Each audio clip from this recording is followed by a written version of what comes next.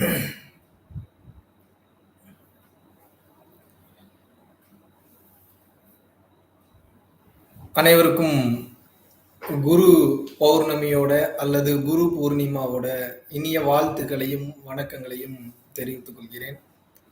இந்த ஒரு அற்புதமான கால சூழ்நிலைன்றது வந்து பாத்தீங்கன்னா கிடைப்பதற்கு அரிய ஒரு பொக்கிஷமான கால சூழ்நிலை. பொதுவாகவே இந்த மகா சிவராத்திரி, தைப்பூச திருநாள், அது போக வந்து பாத்தீங்கன்னா இந்த குரு பௌர்ணமி, இந்த மாதிரியான நாட்கள், அதே மாதிரி தினமும் காலையில வரக்கூட 3:20 இருந்து 4:20 வரைக்கும் இருக்கக்கூடிய பிரம்ம முகூர்த்தம், இந்த மாதிரியான எல்லா நேரங்களிலுமே வந்து பாத்தீங்கன்னா இறை சக்தி அப்படின்றது எங்கும் வியாபித்து இருக்கக்கூடியது. நீக்கமர நிறைந்திருக்கும் பேராற்றலானதை வந்து பாத்தீங்கன்னா இறை சக்தின்னு வந்து சொல்றோம்.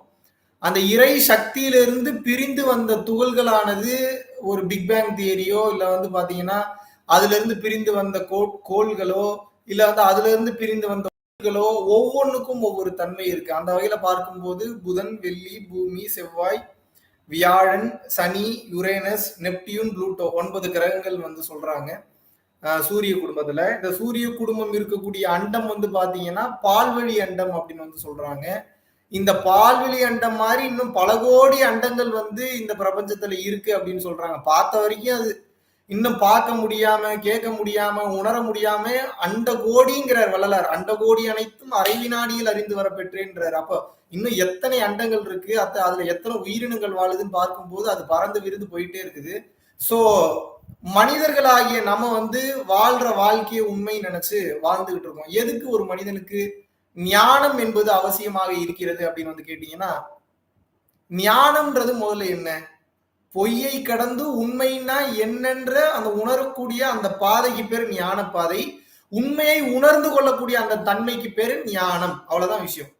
ஞானத்துக்கு இன்னும் பல விளக்கங்கள் கொடுக்கலாம். அறிவு என்பது தினமும் எதையாவது நீங்கள் கற்றுக்கொள்வது, ஞானம் என்பது தினமும் எதையாவது நீங்கள் கைவிடுவதுன்னு சொல்லலாம். இல்ல ஞானம்னா இந்த உலகம் மொத்தமும் பொய், உண்மையானது ஒரே ஒரு பொருள், அந்த பொருள் ஆகிய அந்த மெய்ப்பொருள் அல்லது பரம்பொருள் ஆகியதுதான் இறைவன் அப்படின்னு உணர்றதும் ஞானம் சொல்லலாம். இங்க நமக்கு பண்றதுக்கு ஒரு வேலையும் கிடையாது, எல்லாமே இறைவன் தான் பண்ணிட்டு இருக்கிறாரு உணர்றதுக்கு பெரும் ஞானம்னு சொல்லலாம். ஞானம் என்பது என்ன? பல்வேறு அர்த்தங்கள் அந்த ஞானத்திற்கு நாம் கொடுத்தாலும் கூட நீங்கள் ஒரு விஷயத்தை தெளிவாக புரிந்து கொள்ள வேண்டும்.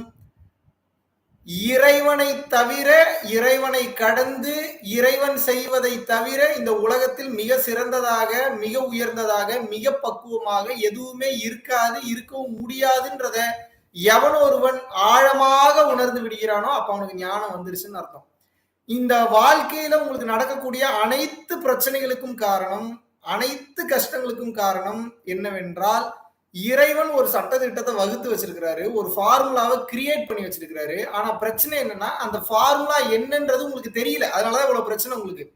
இப்ப எனக்கு கஷ்டமா இருக்குங்க, எனக்கு கவலையா இருக்குங்க, எனக்கு வலியும் வேதனை. இப்ப உங்களை மாதிரிதான் நானும் இருந்தேன். ஒரு 5 வருஷத்துக்கு முன்னாடி நான் பட்ட கஷ்டம், வேதனை, மனக்குழப்பங்கள், மன கஷ்டங்கள் உங்களை மாதிரியே வந்து பாத்தீங்கன்னா லவ்ல பிரச்சனை, அதுல பிரச்சனை, இதுல பிரச்சனை, பொருளாதார வாழ்க்கையில பிரச்சனை, சினிமா துறையில பிரச்சனை, எல்லாத்துலயும் பிரச்சனை, பதட்டம், படபடப்பு, ஆங்ஸைட்டி எல்லாம் இருக்கும். வயசு கம்மியாக இருந்தாலும் கூட அவ்வளவு பிரச்சனைகள் இருக்கும். ஆனா முன் ஜென்மத்துல நான் எடுத்த பயிற்சிகளுடைய தொடர்ச்சியின் விளைவாகவும், முன் ஜென்மத்தில் நான் செய்த புண்ணியங்களின் விளைவாகவும் இந்த ஜென்மத்துல வந்து பாத்தீங்கன்னா இறைவனின் கண்காணிப்பிலே இருந்த, நான் மட்டும் இல்ல, யார் செஞ்சாலும் இறைவனின் கண்காணிப்புல தான் இருப்போம்.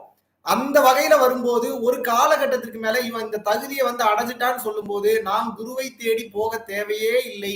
நாம் செய்த புண்ணிய செயல்களின் காரணமாக குரு என்பவர் நம்மை தேடி ஓடி வந்து விடுவார். இதுதான் உண்மை.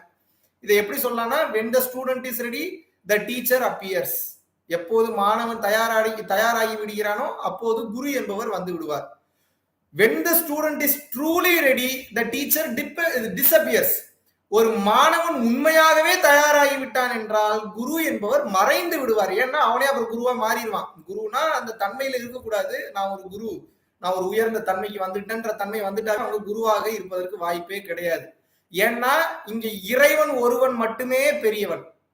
இறைவன் ஒருவனை தவிர இங்க யாருமே பெரியவர்கள் கிடையாது, கிடையாது, கிடையாது, கிடையாது, கிடையாது. இதை நீங்க நல்லா புரிஞ்சுக்கணும்.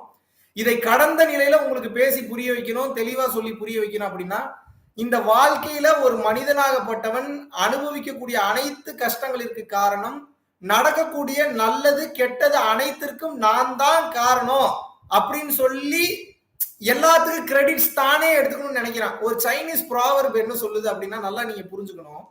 அதாவது இது எல்லாமே தமிழ் கலாச்சாரத்துல இருந்து போனதுதான். இப்போதைக்கு அந்த ப்ராவர்ப் அங்க கொஞ்சம் ஃபேமஸா இருக்கு, அதனால அப்படி சொல்றேன். தமிழ்ல உங்களுக்கு டிரான்ஸ்லேட் பண்ணி சொல்றேன், நல்லா புரிஞ்சுக்கோங்க. உங்க வாழ்க்கையில நடக்கக்கூடிய எல்லா பிரச்சனைகளுக்கும் எப்ப நீங்க இன்னொருத்தனவே எப்ப பார்த்தா காரணம் சொல்லிட்டு இருக்கீங்களோ, எப்ப நீங்க இன்னொருத்தனவே குறை சொல்லிட்டு இருக்கீங்களோ, நீங்கள் சென்று அடைய வேண்டிய தூரம் என்பது இன்னும் வெகு வெகு வெகு வெகு தொலைவில் உள்ளது. இதுவே எப்போ உங்க வாழ்க்கையில நடக்கக்கூடிய எல்லா பிரச்சனைகளுக்கும் காரணம், எல்லா விஷயங்களுக்கும் இன்னொருத்தன் இல்ல நான் தான் காரணம் எவன் ஒருத்தன் நம்ப ஆரம்பித்து விடுகிறானோ, உணர ஆரம்பித்து விடுகிறானோ, அவன் செய்த தவறை கொஞ்சம் கொஞ்சமாக ஏற்றுக்கொள்ள ஆரம்பித்து விடுகிறானோ, பாதி தூரம் தான் போயிருக்கான்னு அர்த்தம்.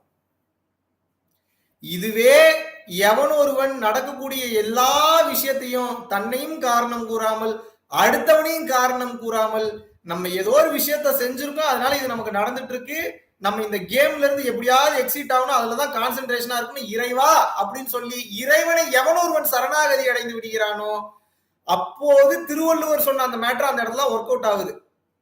அப்போதான் நீங்க உண்மையாவே ஞான பாதையில் ரீச் ஆயிருக்கீங்கன்னு அர்த்தம். ஞான பாதையோட அந்த வாசலை என்ட்ராயிருக்கீங்கன்னு அர்த்தம். அதாவது நடக்கக்கூடிய எந்த ஒரு விஷயத்திற்கும் தன்னையும் காரணம் கூறாமல் அடுத்தவரையும் காரணம் கூறாமல் இறைவனுடைய ஃபார்முலா நமக்கு தெரியல, அதனால இங்க சஃபர் ஆயிட்டு இருக்கோம். நம்மளுடைய தலையாய நோக்கம், நம்மளுடைய தலையாய கடமை என்பது நாம் முழுக்க முழுக்க இறைவனை சென்றடைய வேண்டும். இந்த ஃபார்முலாவை தெரிந்து கொள்வதற்கு இறைவனின் அனுமதி வேண்டும், இறைவனின் அனுகிரகம் வேண்டும் சொல்லி எப்போது நீங்கள் மனதார அந்த ஒரு சரண்டர் ஸ்டேட்ல சரண்டர் குவாலிட்டியில இருக்கீங்களோ அப்போது இறைவன் எல்லாத்தையும் வெட்ட வெளிச்சமா உங்களுக்கு காமிச்சிருவார். இதுதான் பெரிய ரகசியம்.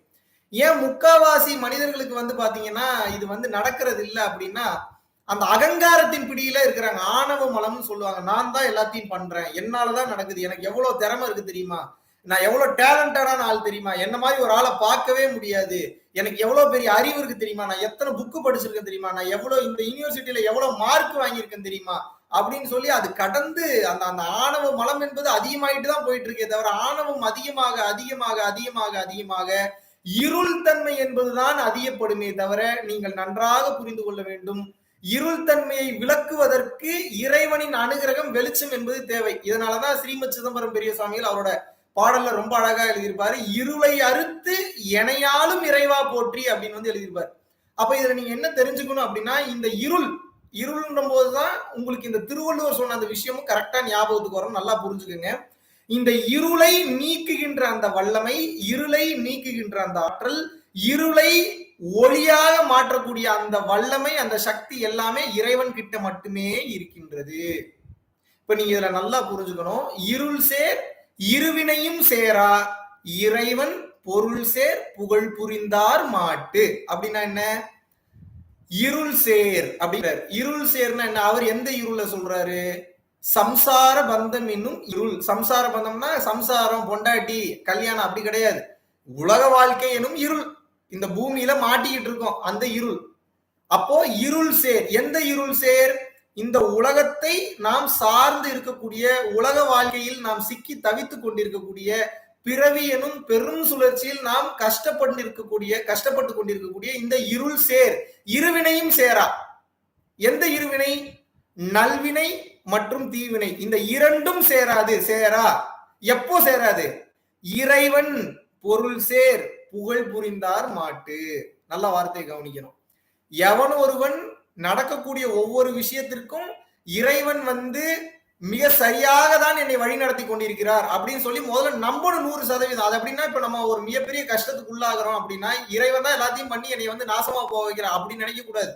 நான் செய்யும் மிகப்பெரிய தவறிற்கு அறியாமையில் நான் எங்கேயோ செஞ்ச தப்பு இன்னைக்கு என்னை நோக்கி தேடி வந்திருக்குது. கனியின் பூங்குன்றனார் இதனாலதான் தீதும் நன்றும் பிறர் தர வாரா. அதாவது நல்லதும் கெட்டதும் இன்னொருத்தம் கொடுத்து வர்றதே இல்லப்பா, அது உனக்கு நீயே ஏற்படுத்திக் கொள்வதுன்னு இதனாலதான் சொல்றாங்க. அப்ப எவன் ஒருவன் நடக்கக்கூடிய விஷயத்துக்குலாம் நம்ம ஏதோ ஒரு நல்லது நடக்குதுன்னா இறைவனின் பெரும் அனுகிரகத்தால், இறைவனின் பெரும் கொடையால் இந்த நன்மை நமக்கு நடக்கிறதுன்னு நினைக்கணும். எப்பயாவது ஒரு கஷ்டங்கள் கவலைகள் வரும்போது அது உங்களுக்கு வைக்கக்கூடிய பரீட்சை, அது உங்களுக்கு வைக்கக்கூடிய டெஸ்ட் அப்படின்றதை நீங்கள் முழுமையாக உணர்ந்து முழுமையாக ஏற்றுக்கொண்டு, இந்த விஷயம் நமக்கு கஷ்டம் நடக்குது, கவலை நடக்குது, ஒரு துன்பம் வருது அப்படின்னா இந்த இடத்துல இருந்து நான் ஏதோ ஒரு பாடத்தை நான் கற்றுக்கொள்ள வேண்டும். அந்த பிரச்சனைக்கு ரிப்பீட் ஆயிட்டே இருக்கு அப்படின்னா அதுல இருந்து நான் பாடத்தை கற்றுக்கொள்ளவில்லை என்று அர்த்தம்னு ஹானஸ்டா உங்க மனசார நீங்க அதை ஏத்துக்கணும். எப்போ ஒரு மனிதன் தன்னை ஹானஸ்டா நடக்கக்கூடிய விஷயங்களுக்கு இறைவனுக்கு சரணாகதி, இறைவனின் சரணாகதி அடைந்து அந்த வாழ்க்கையை வாழ ஆரம்பிக்கிறானோ அப்போ இருள் சேர் இருவினையும் சேரா, இறைவன் பொருள் சேர் புகழ் புரிந்தார் மாட்டு. இறைவன் பெயரை சொல்லி சொல்லி ஒவ்வொரு நற்காரியங்களையும் நீங்கள் செய்யும் போது அந்த செயலுக்குண்டான இரு வினைகளையும், நல்வினை தீவினை இரண்டையும் இறைவனே எடுத்துக் கொள்கிறார். அப்ப என்ன, இந்த வாழ்க்கையை கர்மா, நிஷ்காமிய கர்மாவாக நீங்கள் வாழ்ந்து முடிக்க வேண்டும். செயல் செய்யணும், ஆனா செயலுக்கு உண்டான வினை என்பது இருக்கக்கூடாது. அப்படின்னா நல்ல செயல்களை தான் செய்ய வேண்டும். அந்த நல்ல செயல்களுக்கு உண்டான அனைத்து புண்ணியங்களையும், அனைத்து கிரெடிட்ஸையும் இறைவன் கிட்டயோ, இல்ல உங்களுக்கு ரொம்ப பிடித்த குருமார்கள் கிட்டயோ, இல்ல உங்களுக்கு ரொம்ப பிடிச்ச கடவுள் கிட்டயோ, இல்ல தெய்வத்துக்கிட்டயோ ஒப்படைச்சிட்டு நீங்க எம்டியாவே ஜீரோலயே இருக்கணும். எப்பயுமே எவ்வளவுக்கு எவ்வளவு நீங்க உங்க மனநிலையில ஜீரோவாவே இருக்கீங்க. ஜீரோனா மனமற்ற நிலையில இருக்கிறதுன்றது 24 மணி நேரமும் கஷ்டம். இப்போதைக்கு ஆரம்ப காலகட்டத்துக்கு நீங்க எப்படி இருக்கணும் அப்படின்னா, எதுவுமே நான் செய்யல அப்படின்றத ஏத்துக்கணும். இதை எப்படி உங்களுக்கு சொல்லி புரிய வைக்கலாம் அப்படின்னா, அது எப்படிங்க எல்லாமே நான் கஷ்டப்பட்டு செய்யறேன் அப்படின்னு நீங்க சொல்றீங்க. இறைவன் ஒரு படைப்பு, இப்படி ஒரு கண்ணை படைச்சிருக்கிறாரு, இப்படி ஒரு மூக்கு படைச்சிருக்கிறாரு, இப்படி ஒரு நாக்கு படைச்சிருக்கிறாரு, இப்படி ஒரு தலையை படைச்சிருக்கிறாரு, இப்படி ஒரு கை இருக்குது, இப்படி ஒரு கால் இருக்குது. இதுக்கு நீங்க ஏதாவது மெக்கானிசம் பண்ணீங்களா? நல்லா யோசிச்சு பாருங்க. இதுக்கு ஏதாவது நீங்க ப்ளூ பிரிண்ட் ஏதாவது போட்டு கொடுத்தீங்களா? கிடையாது. சரி, ஓகே. அப்ப இந்த மூச்சு காற்று இந்த டைமுக்கு இப்படி இவ்வளவு போகணும், இவ்வளவு வரணும், நீங்க ஏதாவது நீங்க கால்குலேஷன் போடுறீங்களா? கிடையாது. முடிச்சுட்டு இருக்கும் போதே நீங்க எத்தனை டைம் மூச்சு விட்டீங்கன்னு கேட்டா உங்களுக்கு தெரியாது. தூங்கிட்டு இருக்கும் போது யார் உங்க மூச்சை கண்ட்ரோல் பண்றது? சரி, தூங்கி முடிச்சோடனே காலையில இத்தனை மணிக்கு இத்தனை செகண்டுக்கு எந்திரிக்கணும் அப்படின்னு சொல்லி உங்களுக்கு கால்குலேஷன் கொடுக்கறது யாரு?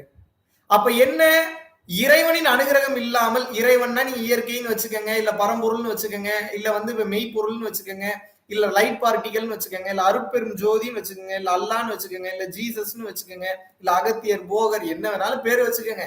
ஆனால் நீங்கள் உணர்ந்து கொள்ள வேண்டியது என்ன, தெரிந்து கொள்ள வேண்டிய விஷயம் என்ன, நன்றாக புரிந்து கொள்ள வேண்டும்.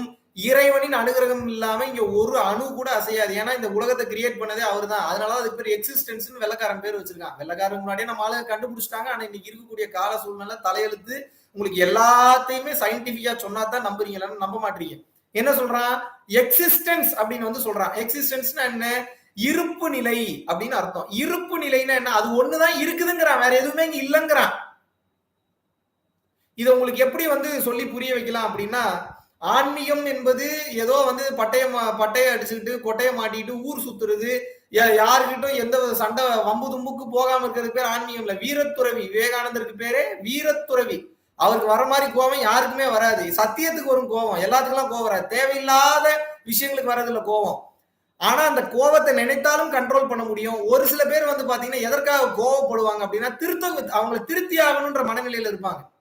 ஆனா இதுல ஒரு பிரச்சனை என்னன்னா, திருத்தணும்னு நினைக்க முற்படுறவங்க முதல்ல திருத்துறதுக்கு தயாரா இருக்கணும். இங்க உங்களுக்கு ஏன் இன்னொருத்தங்களை திருத்த முடியறது இல்லைன்னா, நீங்க திருத்த தயாரா இல்ல, அதனால அடுத்தவனை திருத்த முடியல. எப்போ நீங்க திருத்த தயாராகிறீங்களோ அடுத்தவனை ஈஸியா திருத்திடலாம். அப்போ இதுல நீங்க புரிந்து கொள்ள வேண்டிய விஷயம் என்ன, இறைவன் மிக பெரியவன், இறைவன் நீக்கமர நிறைந்திருக்கிறான், இறைவன் சர்வ வல்லமை படைத்தவன், இறைவன் தான் அனைத்து பொருட்களுமாக இருக்கிறான். இறைவனை மீறிய சக்தி உலகத்திலேயே எதுவும் கிடையாது. ஆனா இறைவனை அவ்வளவு சீக்கிரம் சென்று அடைய முடியாது. ஏன்னா அந்த இறைவனை சென்று அடைவதற்கு முதல்ல சங்கல்ப சக்தி வேணும். சங்கல்ப சக்தினா முதல்ல நீங்க முடிவு பண்ணணும். முடிவு பண்ணால் ஒழிய உங்களுக்கு முதல்ல அது கிடைக்காது. முடிவு பண்ணதுக்கு அப்புறமும் அந்த பாதையை நடக்க ஆரம்பிக்கணும், தொடர்ந்து பயணிக்கணும். இடையில டயர்ட் ஆகும், வைராகியம் குறையும், பதட்டம் படப்பட போறோம், டென்ஷன் ஆகும், நல்லவங்களே கெட்டவங்க நினைக்க தோணும், கெட்டவங்களை நல்லவங்க நினைக்க தோணும், உங்க மேல உங்களுக்கே வெறுப்பு கிரியேட் ஆக ஆரம்பிக்கும். ஏன்னா அது மைண்டோட விளையாடுற கேம் தானே. இதை கடந்த நிலையில் மனதோட விளையாடி ஒரு காலகட்டத்துக்கு மேல நீங்க ஜெயிக்க போகும்போதுதான் இறைவன் உங்களை நோக்கி பார்த்து உங்க பக்கத்திலேயே உங்களுக்கு அருளாசிகளை வழங்குவார். ஒரு கட்டத்துக்கு மேல அப்புறம் உங்களுக்கே தெரிஞ்சிடும் 24 hours இறைவன் உங்க கூட தான் இருக்கிறாரு.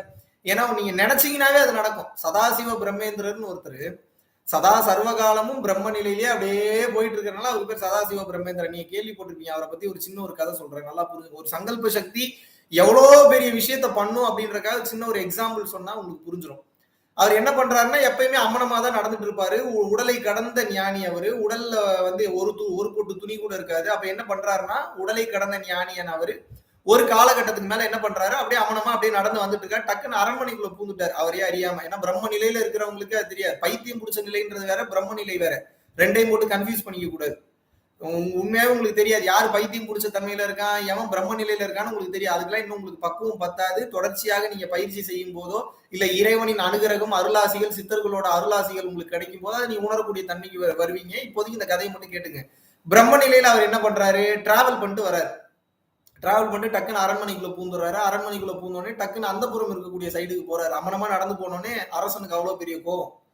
எவ்வளவு தைரியம் இருந்தா பெண்கள் இருக்கக்கூடிய நான் பர்சனலா யூஸ் பண்ணக்கூடிய இந்த அந்த புறத்துல ஒருத்தன் வரதே பெருசு, இதுல ஒரு அம்மனமா வேற வரானேடா அப்படின்னு சொல்லிட்டு 2-3 டைம் தடுத்து நிறுத்துறாரு. யார் சொல்றதையும் கேட்காம ஒரு வாட்டி நடந்து போயிட்டு இருக்காரு. ஏன்னா அவரே பிரம்ம நிலையில இருக்கிறாரு. அவருக்கு என்ன தெரியும், வாய்ப்பே கிடையாது. அப்ப என்ன பண்றாரு, டக்குன்னு வந்து வாள் எடுத்து ஒரே வெட்டு கையை வந்து வெட்ட போறாரு. வெட்டிட்டாரு. ஆக்சுவலா கை கட்டாயி கீழே விழுகுது, ரத்தமா போயிட்டு இருக்கு. அந்த கையையும் கவனிக்காம கண்டுக்காம அவர் பாட்டுக்கு நடந்து போயிட்டு இருக்கிறாரு. மிரண்டு போயிட்ட அரசனையும். சாதாரண ஆளே இல்ல போலியா, ஐயோ நம்ம வேற இந்த வேலையை பண்ணிட்டோமே, வேகமா போய் காலில் விழுந்து கதறி கண்ணீர் விட்டு மன்னிப்பீங்க, ஐயா மன்னிச்சிருங்க, ஐயா மன்னிச்சிருங்க, ஒரு மிகப்பெரிய ஞானம் தெரியாம ஏதோ அறியாமையில இவ்வளவு பெரிய முட்டாள்தனமான ஒரு தப்பை பண்ணிட்ட, மன்னிச்சிருங்கன்னு. அப்பதான் அவர் பிரம்ம நிலையில இருந்து கான்சியஸ் ஸ்டேட்டுக்கு வர்றாரு. கான்சியஸ் ஸ்டேட்டுக்கு வந்துட்டு, ஓ அப்படியாப்பா கையை விட்டுட்டியா, சரிப்பா ஓகேப்பா ஒன்னும் பிரச்சனை இல்லப்பான்னு சொல்லிட்டு கையெடுத்து ஒட்டிக்கேன்னு சொல்லி மனசுல நினைக்கிறார். வார்த்தையில கூட சொல்ல, ஜஸ்ட் வைக்கிறாரு. இந்த கை ஒட்டணும்னு நினைச்சா அந்த கையை எடுத்து வைக்கிறாரு. அந்த கை அப்படியே ஒட்டிச்சு. இதுக்கு என்ன மந்திரம் சொல்லணும், நீங்க என்ன மந்திரம் கத்துக்க, ஓம் க்ளீம் அம் மும் சம் வம் எல்லாம் ஒன்னும் சொல்ல தேவையில்லை.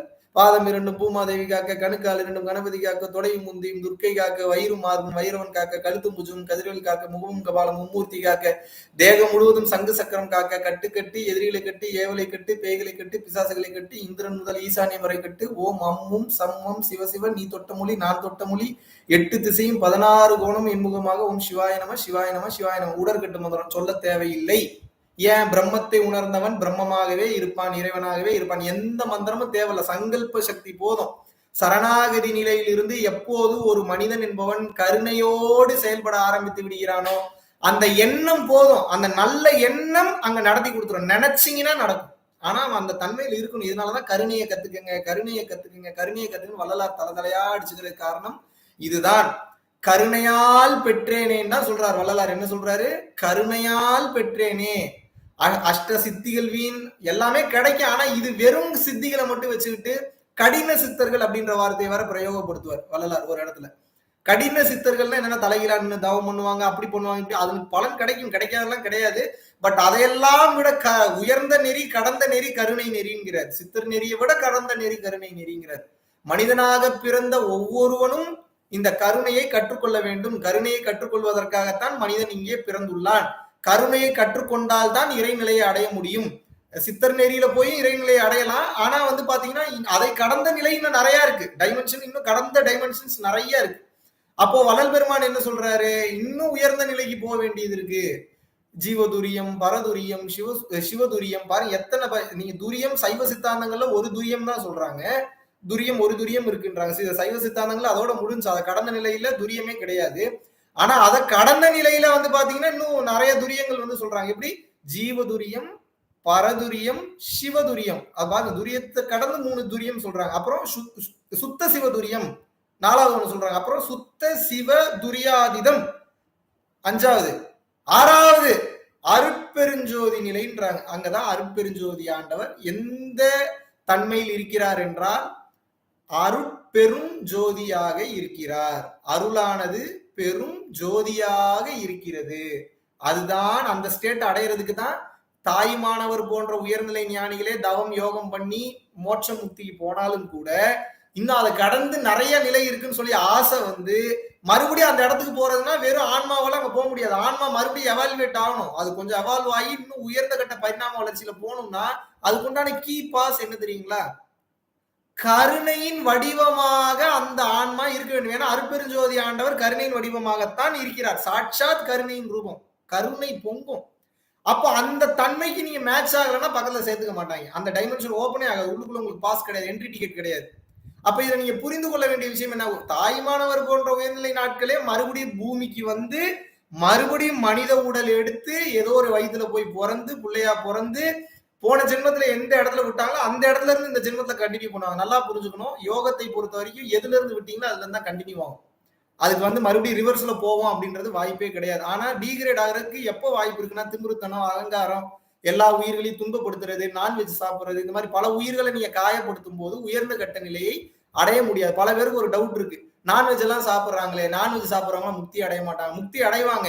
ஆனா எல்லாருமே முக்தி அடைவாங்களான்னு சொல்ல முடியாது. ஆனால் எல்லா உயிர்களையும் தன் உயிர் போல பாவிக்காமல் எவன் ஒருவனும் நிச்சயமாக அருட்பெரும் ஜோதி நிலையை அடையவே முடியாது. மாற்று கருத்தே கிடையாது. அதனாலதான் கருணையை போதிப்பதற்காக வள்ளலார் வந்தார். எல்லாரும் கேக்குறீங்க, அப்புறம் அன்னை தெரசா வந்து கருணையா தானே இருந்தாங்க, ஏன் ஒளி உடல் ஆகலைன்னா? அவங்க வந்து பாத்தீங்கன்னா சிக்கன் மட்டன் எல்லாம் சாப்பிட்டுட்டு தான் இருந்தாங்க. அவங்க வந்து பாத்தீங்கன்னா நான்வெஜ் வந்து பாத்தீங்கன்னா சாப்பிட்டுட்டு தான் இருந்தாங்க. எல்லா உயிர்களும் தன் உயிர் போல பாவிக்கணும்ல. அப்ப என்ன அர்த்தம்? உயிர் நேயம் வர வேண்டும். உயிர் நேயம்னா என்ன? எல்லா உயிர்களுக்கும் அப்படித்தானே வலிக்கும்.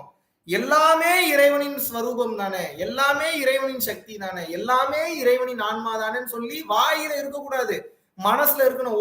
ஒரு எறும்பு நடந்து போகுது அப்படின்னா அது இப்ப நீங்க வந்து ஒரு வாஷ் பேஷன்ல வந்து நீங்க வந்து இப்ப ஹேண்ட் வாஷ் பண்ண போறீங்க, அங்க ஒரு எறும்பு இருக்கு, இல்ல ஒரு வண்டு இருக்கு அப்படின்னா சும்மா தட்டி விட்டுட்டு கையை கழுவ கூடாது.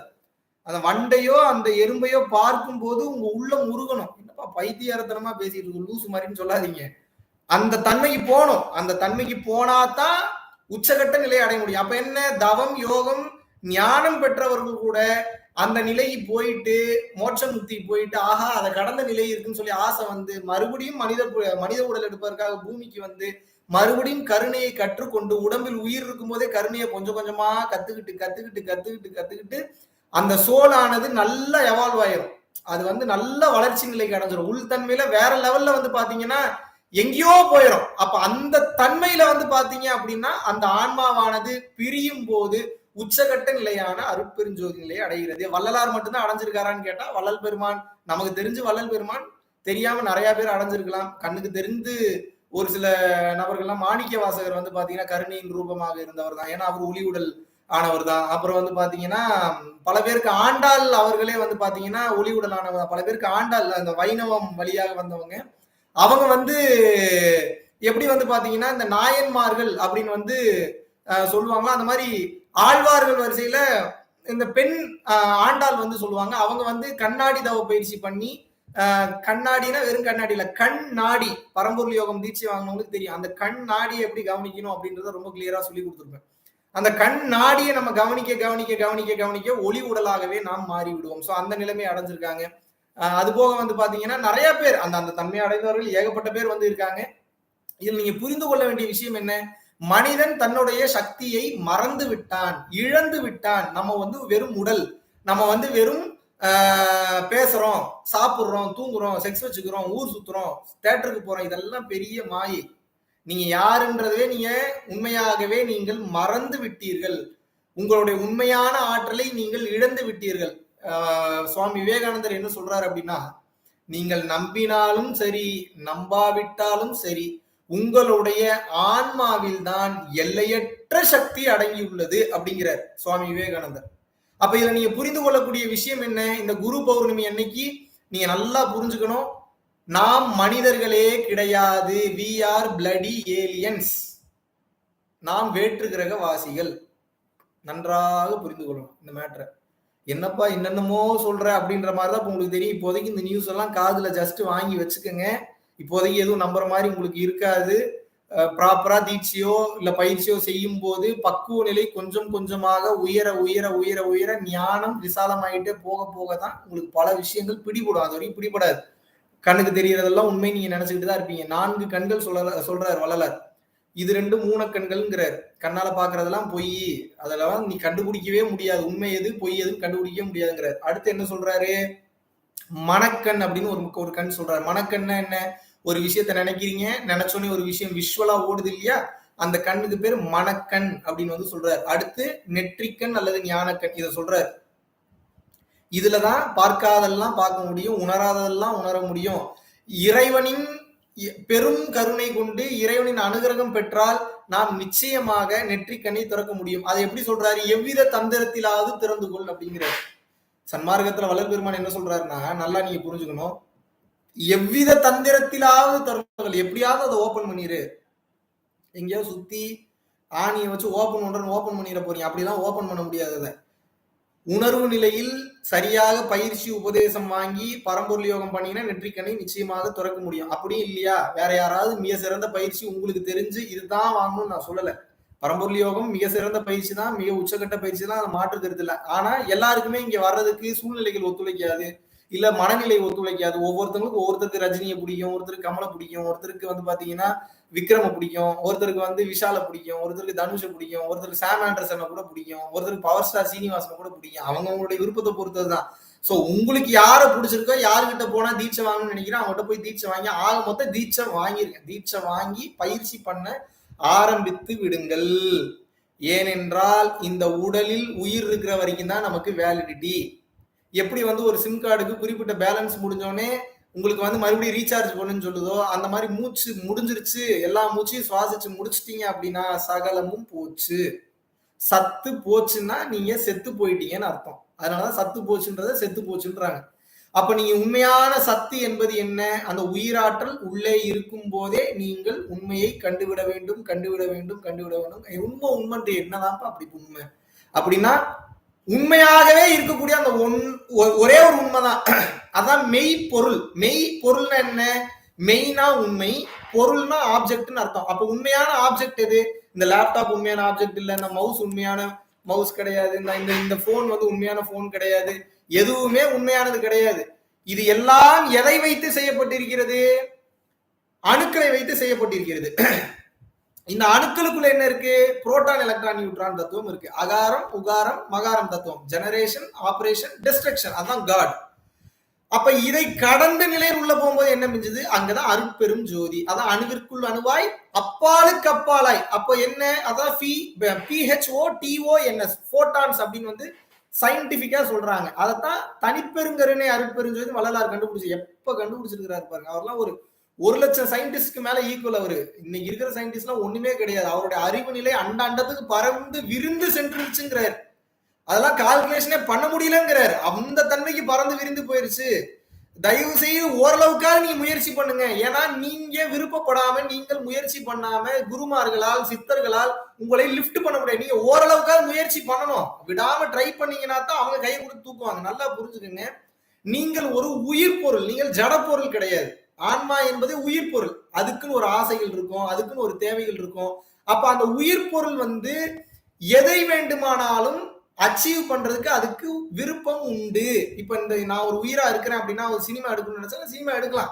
இந்த ஜென்மத்துல இல்லைனாலும் பார்த்து அடுத்தடுத்த ஜென்மத்துல எடுக்க முடியும். ஒரு எக்ஸாம்பிளுக்கு சொல்றேன், நான் பிரதமராகனாலும் ஆகலாம். ஏன்னா இந்த உலகம் படைக்கப்பட்டதே அப்படிதான். நீ எதைக்காக விரும்புகிறாயோ நீ அதாகவே மாறி விடுகிறாய், அதாகவே நீ நிச்சயமாக ஆவாயின்றாங்க. அப்ப என்ன? நீங்கள் எதற்கு விருப்பப்படுகிறீர்களோ அதற்காக உங்களது மனம், பிராணன், புத்தி, வாக்கு அனைத்தும் செயல்படுது. அப்ப விருப்பம்ன்றதை வச்சுதான் இந்த பிறப்பு நிகழுது. இந்த பிறப்பு நிகழ்ந்ததுக்கு அப்புறம் அந்த விருப்பத்தை வைத்துதான் உங்களது ஒவ்வொரு செயல்களும் நிகழ்கிறது.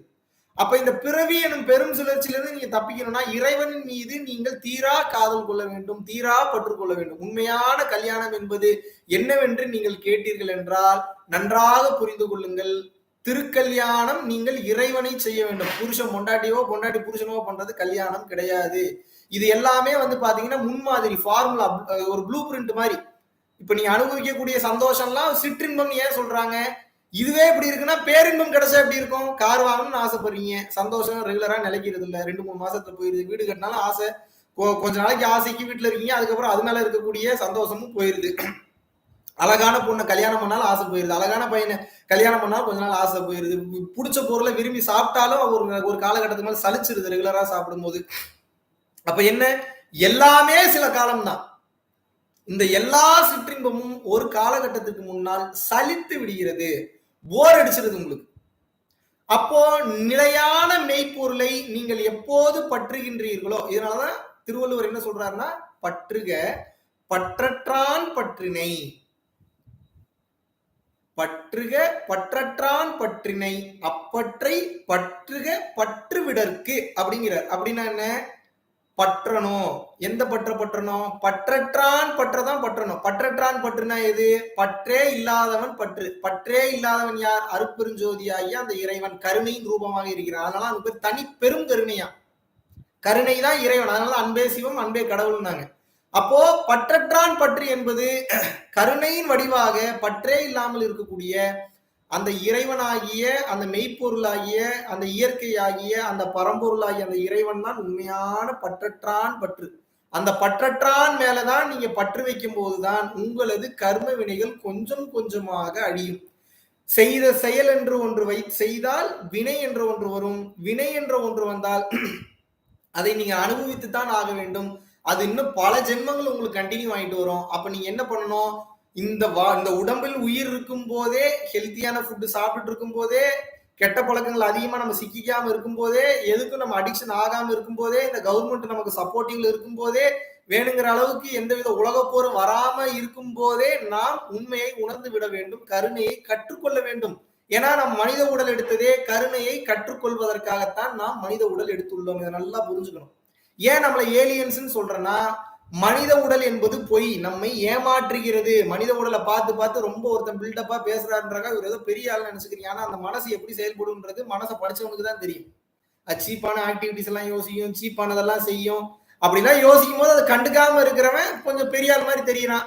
அதுக்கு இம்பார்ட்டன்ஸ் கொடுத்து பதட்டம் படபடப்பு போடுறவன், கொஞ்சம் சீன் போடுறவன், அதுக்கு ரொம்ப எக்ஸ்பிரஸ் பண்றவன் தப்பான ஆளா தெரியறான். ஆனா ரெண்டு பேருக்கு ஒரே மாதிரிதான். எக்ஸ்பிரஸ் பண்றவனுக்கு ஒரே மாதிரிதான் மனம் வேலை செய்யுது, எக்ஸ்பிரஸ் பண்ணாதவனுக்கு ஒரே மாதிரிதான் வேலை செய்யுது. என்ன இவன் கண்ட்ரோல்ல இருக்கான், அவன் கண்ட்ரோல் இல்லைன்னு அர்த்தம். கம்ப்ளீட்டா கண்ட்ரோல் பண்ணிட்டானா அவன் பேர் ஞானி. ஏன்னா மனம் அடங்கிருச்சு, மனம் ஒடுங்கிருச்சுன்னு அர்த்தம். மனமும் எப்ப மனம் சித்தம் புத்தி அகங்காரம் எல்லாம் ஒடுங்கி அடங்கி ஒரு நேர்கோட்டுக்கு வந்துருச்சோ அப்போது அவன் இறைநிலையை பெற்று விட்டான் என்ற அர்த்தம். இதைத்தான் அகத்தியர் என்ன சொல்றாருன்னா ரொம்ப கிளியரா சொல்றாரு. மனமது செம்மையானால் மந்திரம் ஜெபிக்க வேண்டாம். மனம் செம்மையாகிறது தான் இவ்வளவு பயிற்சி. மந்திரம் சொல்றதே மனம் செம்மையாகிறது. செம்மையாகிறதுனா என்ன? மனமற்ற நிலை, மனோநாச நிலை கடந்து ஆன்மா பரிசுத்தமா இருக்கணும். அப்ப இந்த நிலைக்கு தான் அவர் ரொம்ப கிளியரா மீன் பண்றாரு.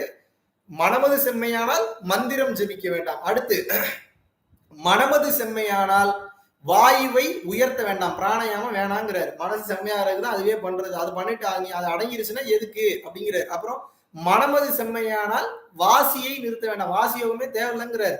மனம் பக்குவப்படுறதுக்கு தான்ப்பா வாசி யோகமே. மனம் பக்குவப்பட்டுருச்சுன்னா எதுக்கு உனக்கு வாசி? மனம் பக்குவப்படுறதுதான் அந்த வேலையை நம்ம செய்யறது. அதுக்காக நீ உடனே மனம் எனக்கு பக்குவப்பட்டுருச்சுன்ற தன்மையில நீ இருக்கக்கூடாது. மனம் இப்படிலாம் ட்ரிக் பண்ணும், மனம் இப்படிலாம் தந்திரம் பண்ணும், மனம் இப்படிலாம் விளையாடும். ஃபைனலா நீ என்ன சொல்றாரு? மனமது செம்மையானால் மந்திரம் செம்மையாமே. மனம் செம்மையாகிறதுக்கு தான்ப்பா இவ்வளவு வேலை செய்யறோம். மனம் செம்மையாகிறதுக்கு தான்ப்பா எல்லாத்தையும் கடந்த நிலையில நம்ம பண்ணிட்டு இருக்கோம்.